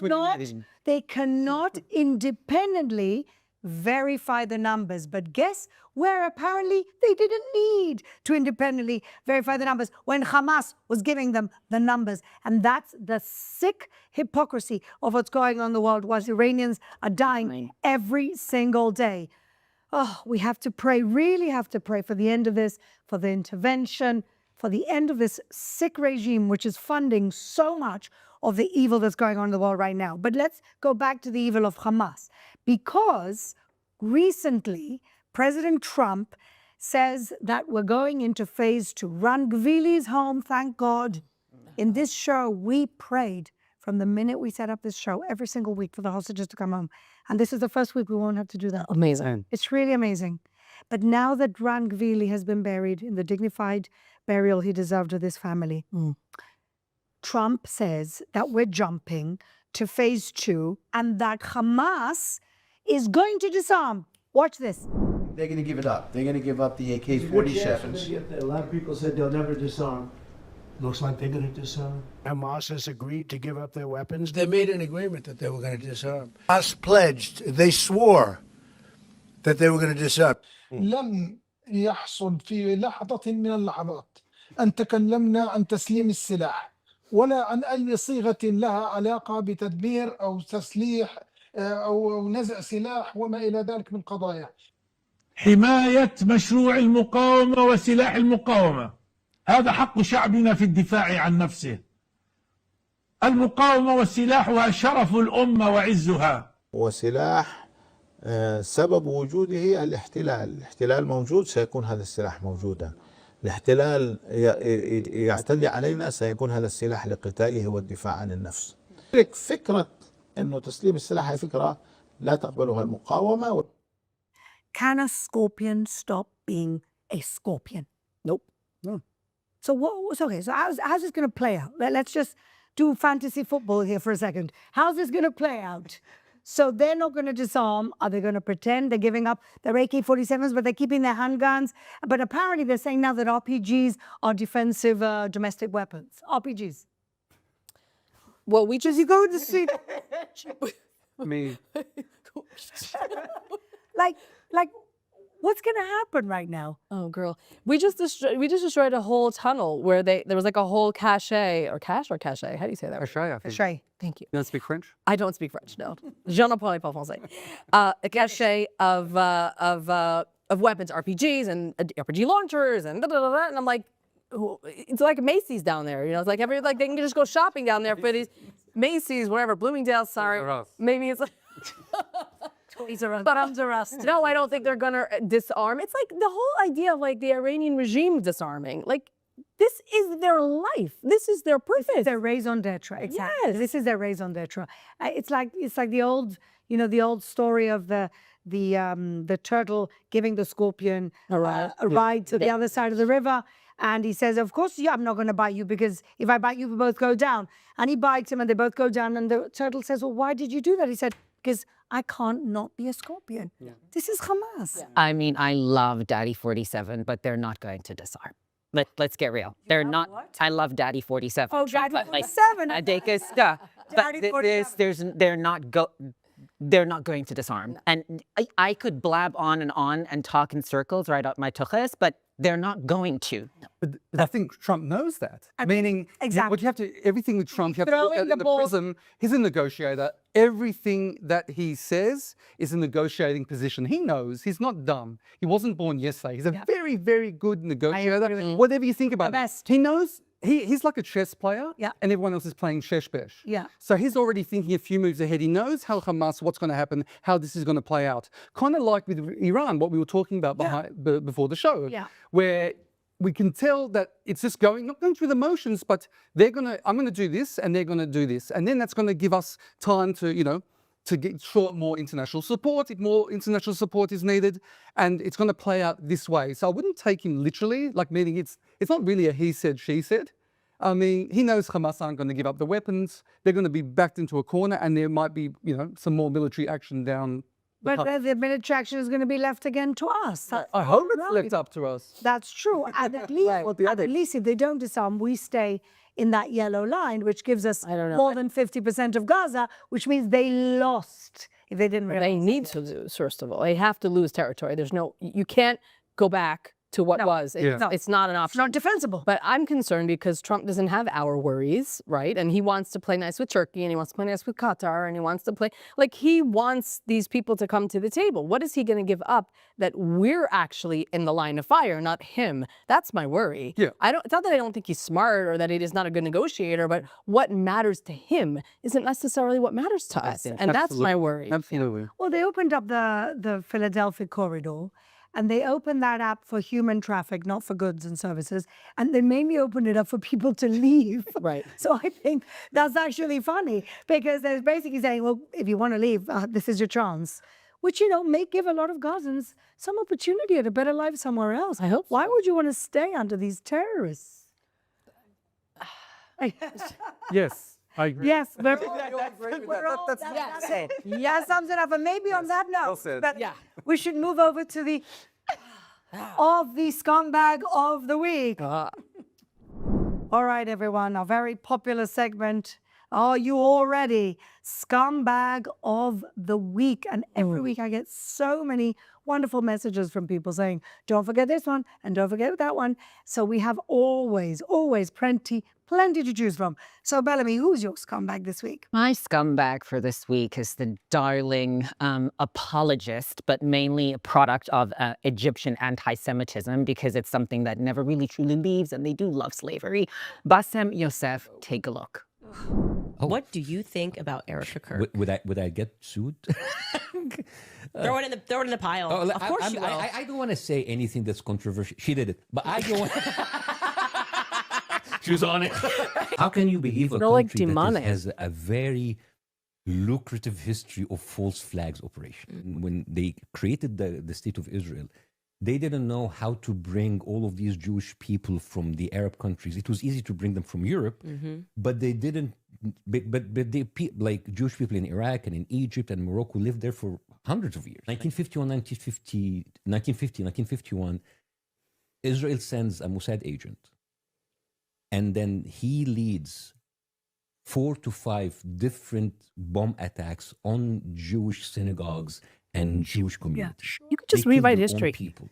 October 7th. And yes, and that happened in Iraq. And then because of that, 150,000 Jews went in just like a year and a half to Israel. In 1994, the bombing of the Israeli embassy in London. 1 month after 9/11, which is the biggest full flag operation, in October 2001, there was an attack of the Mexican parliament by 2 Mossad individuals, and they were also like being, they pretended to be Palestinians, but they were discovered before. Pretended to be Palestinians. Except that this guy, let's not forget about it, is a comedian, a professional clown, right? Well, that's how beautiful that. But that's what gets him off the hook every time, is to say, well, I'm a comedian. I can say, you know, nothing's off limits. Right. No, that's what you actually believe. And let me say one thing to you. Turkey is great for hair plugs. Oh, you're receding at the point of exactly who you are. And Hashem does not like ugly. Whoa. I think, Barakabad, he's actually vile. I don't understand why anybody invites him anywhere. And the fact that he basically throws out this thing that Jews were living in peace in these Arab countries. There was no Farhud in Iraq. There was no persecution of Jews anywhere. I mean, the guy, it's perfect for Candace. And I really hope that Erica Kirk sues the hell out of both of them. I really do. It's just... What a vile thing to say. What a vile, horrible person. Well done. He's a fantastic scumbag. He might even be candidate for scumbag of 2026, but let's wait to see how the He won 2024. How the year roll out he did with 2024. Anti-Semitism, whatever, of the year. And not anti-Semite. Semite of the year. Okay, David. Okay, so my scumbag of the week, I mean, some might roll their eyes at me for this. I would never. Never. You're not known for rolling your eyes. So it's Roger Waters. Yeah, I know what you're all thinking. Roger Waters is like the scumbag every week. Every waking moment. But he has a reason, and I do want to mention, by the way, I have to point out that I had to fight to have him scumbag of the week with your producer. Why? Because apparently he was mentioned last week. So Bellamy, you mentioned him, but that was because Piers Morgan was the hero of the week. And when I saw that, I was like, wow. Piers Morgan as the hero of the week, that's a really, but you know what, I found myself agreeing with you, and that shows how convincing you are. So, so Roger Waters, why is he the my scumbag of the week? Why is this week different from all other weeks? That's the question. Okay, so in the very same interview that you referenced last week, he actually was shilling for the Iranian regime, believe it or not. Who was? Absolute shilling for the Iranian regime. He was basically saying that, you know, they were actually protecting the protesters, you know, stopping the shopkeepers from getting mobbed and looted. I mean, the gym, I didn't know he was such a good gymnast. The mental gymnastics that he was actually doing was is insane. Well, he's a drunk. Well, we'll get to that. You all that fun. See, Fleur always ruins my punchlines, but we'll get to that in a minute. Okay, no, it's okay. You're very, very quick. So basically what happened was then he came out. So there was obviously a lot of backlash because that's just like, come on, that's like even, you know, the evil people in the world. There are some of them that are, well, wait a minute, I think you went too far with that one. Honor amongst dearly stupid, honor amongst thieves, exactly. So he came out with like an apology and let's just check it out. To clear something up about the interview I did with Piers Morgan and about Iran. Okay, I misspoke. I apologize. I said I support the regime. What I support is the country of Iran, and I support its people's right to self-determination. So anything that can be done to dissuade the United States and Israel from starting a war with Iran, I would encourage. Do I like the Ayatollah Khomeini, whatever his name is? No, I don't. I can't stand the idea of any theocracy anywhere in the world, whether it's Iran or Israel or anywhere else. Or a theocracy. Okay, so I make myself clear, and I'm sorry if I hurt anybody's feelings. Do I still remember Mahsa Amini, you know, who was killed by whoever it was back for the hijab laws and so on? Yeah, of course I do. Could have been anyone. She lives with me, and she always will. All She right. lives with you? So I'm with you, people of Iran. Do not become the 6th and 7th countries to be destroyed by the United States of America since November 2001, when they promised to do it. There's only you and Lebanon left. What? Okay, so what did you notice about that apology? His dentures almost fell off. Besides that, that's very good. I think he's drunk. No. Okay. No, it was a non-apology. It was a non-apology. It's actually, it's not just a non-apology. He's now, in a way, saying, okay, he's not a believer of the regime, like he does not believe in the Ayatollah, blah, blah, blah. But then he was actually full on shilling for them. Like he was doing it doing their job for them before. And now all of a sudden he needs their support. I'm going on in circles right now. No, what he's saying is that America and Israel are the aggressive power. Exactly. That is the United States. So in other words, this so-called apology is just another excuse to bash America and Israel. I mean, he mentioned us like 2 or 3 times in that. I mean, if that was a drinking game, how many times he mentions US and Israel, I would say he was playing that drinking game. Theocracy? Has he been here? I mean, he just can't help himself. And the other thing, there was another thing that you might have noticed. It's something physically about him. You were... Dentures? Okay, Drunk? so he had a bit of a boo-boo on his forehead. Did you notice the boo-boo on his forehead? What is that? Boo-boo is like the word for... I know what it's Oh, okay, so... I raised 4 children. Oh, yeah. So I think what happened was he got entangled with the wall, because I believe that this guy, as you mentioned, is drunk. Oh, no. This guy's just... Roger Ward is not playing with a full deck. No, but I'm telling you, he's playing with a full bottle. Yes, I agree with that. David! Very good, David. And of course he was just blaming America. Like, that wasn't surprising. The guy's Nazi was speaking to a chair. If you hate America, leave. Yes. I don't understand. But the simplest thing, if I didn't like one country at 17, I left. Yes. I don't think he knows where the exit is. He sniffles ground. But if I... He can't get to the door. He can't get to the door. All right. Well, that is a fantastic. Thank you for reminding us, bringing him back and reminding us again how much, unfortunately, you're right. You know, and anybody who ever worked with him, by the way, has come out saying he's a despicable anti-Semite. He always was. He's a despicable person to work with. Sharon Osbourne is a hero. She says Ozzy hated him. Everybody hated him. The people in Pink Floyd hate him. Well, David Gilmour, by the way, he follows hates me him. only because I promise you. Oh, he follows me, not because I'm fantastic, but because he wants the good goss on Roger Ward. He knows where to come. Yes, exactly. So you've been talking about that for a while. Shoshana, who's your scumbag this week, dear? My scumbag is Max Blumenthal. That's generally what I do when anyone mentions his name. I cannot stand this human sack of garbage. Yes. For being utterly obsessed with Israel, blaming Israel for everything. Kind of like that guy, by the way. Maybe that's your future, Max. Maybe just like start now. Just start drinking now, because that's where you're going to be. Yeah.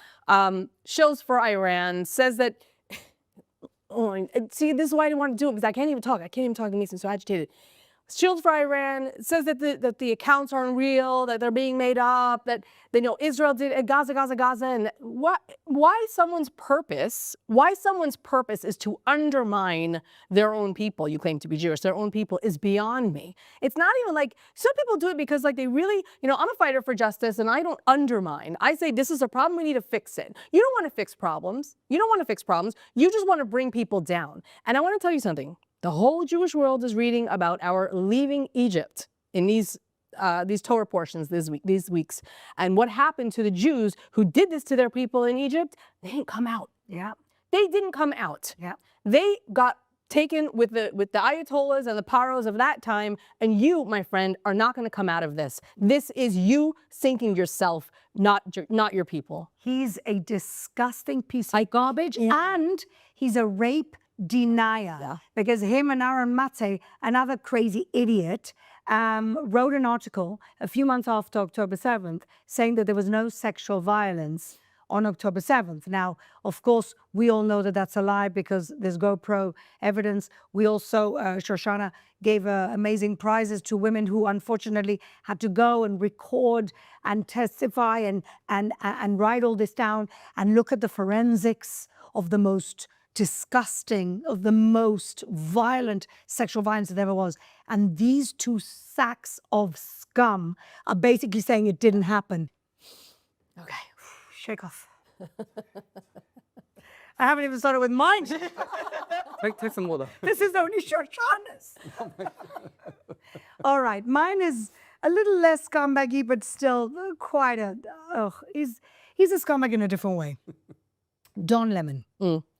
Now, Don Lemon is a previous CNN anchor who got fired for saying on air about a woman, well, she's not in her prime anymore. So let's start with the fact that he's a so-called progressive who also seems to be a bit of a misogynist. That's Don Lemon. He got fired from CNN for that. I think it was CNN.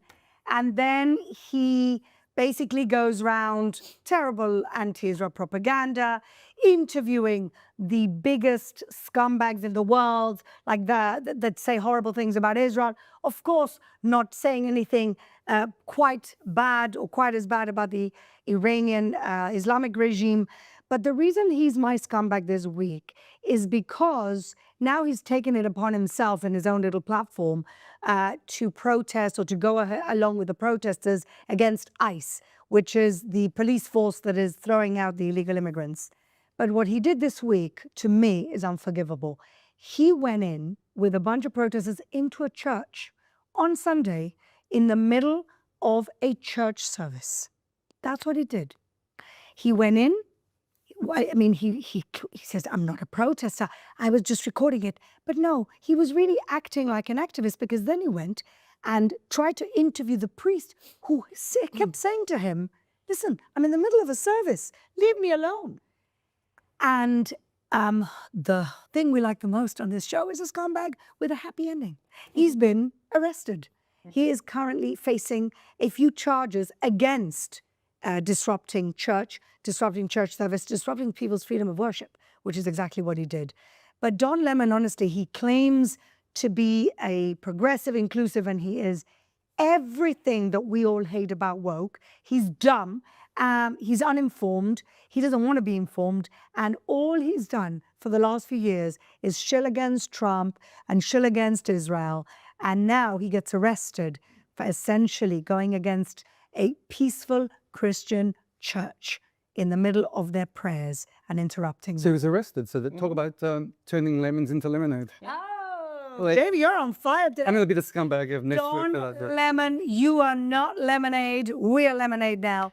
You're my scumbag of the week. Woke in the street and oppressed in the sheets. Oh. So back when he was still on CNN, and, you know, there was a split in the country with people that needed to wear masks, people that shouldn't wear masks. And he kept telling everybody in the country, if you're not vaccinated and if you don't wear a mask and you follow the guidelines, you are the person that's responsible for all the deaths that are taking place, only to then be seen with his white husband in Miami, Florida, maskless. Okay? Oh, of course. Amazing, because what are you doing in Florida where grandma and grandpa are dying? Yes. Okay, Yeah. but he needed a vacation. Well, it was a free state of Florida when people didn't have to wear masks. Exactly. Good for you. But what he's done now is even more disgusting, because there's that separation of church and state with liberals that they don't understand. So now he'll bring it out and say it was freedom of speech. No. Separation of church and state. Yeah. You have to realize that you draw the line. If you want to be part of the protest, stay outside. Yeah. You wait for them to finish, you know, their service, and you can do whatever you want outside. Why did you go in? And then you have Hanoi Jane Fonda protesting outside with her brand new hips, saying he is a professional journalist and this is a crime against him. Ma'am, after Vietnam, you should sit this one out. Yeah. Seriously. It's just incredible. I mean, look, religion seems to be, it's this open hunting season no matter what with these so-called progressives. Yeah. The rules don't apply. The regressives. Exactly. The regressives. Yeah. And you know, and the most beautiful thing actually, as a man came out of church and they said, somebody else was interviewing, so they said, what do you think about what happened? He said, we love everyone. I came with my son to pray. Yeah. I came with my son to pray for the Lord. The Lord is my boss, nobody else's. And they ruined that for me. And they said, well, what do you want to say to the protesters? I said, I want to say that I love everyone. Wow. Beautiful. Shut them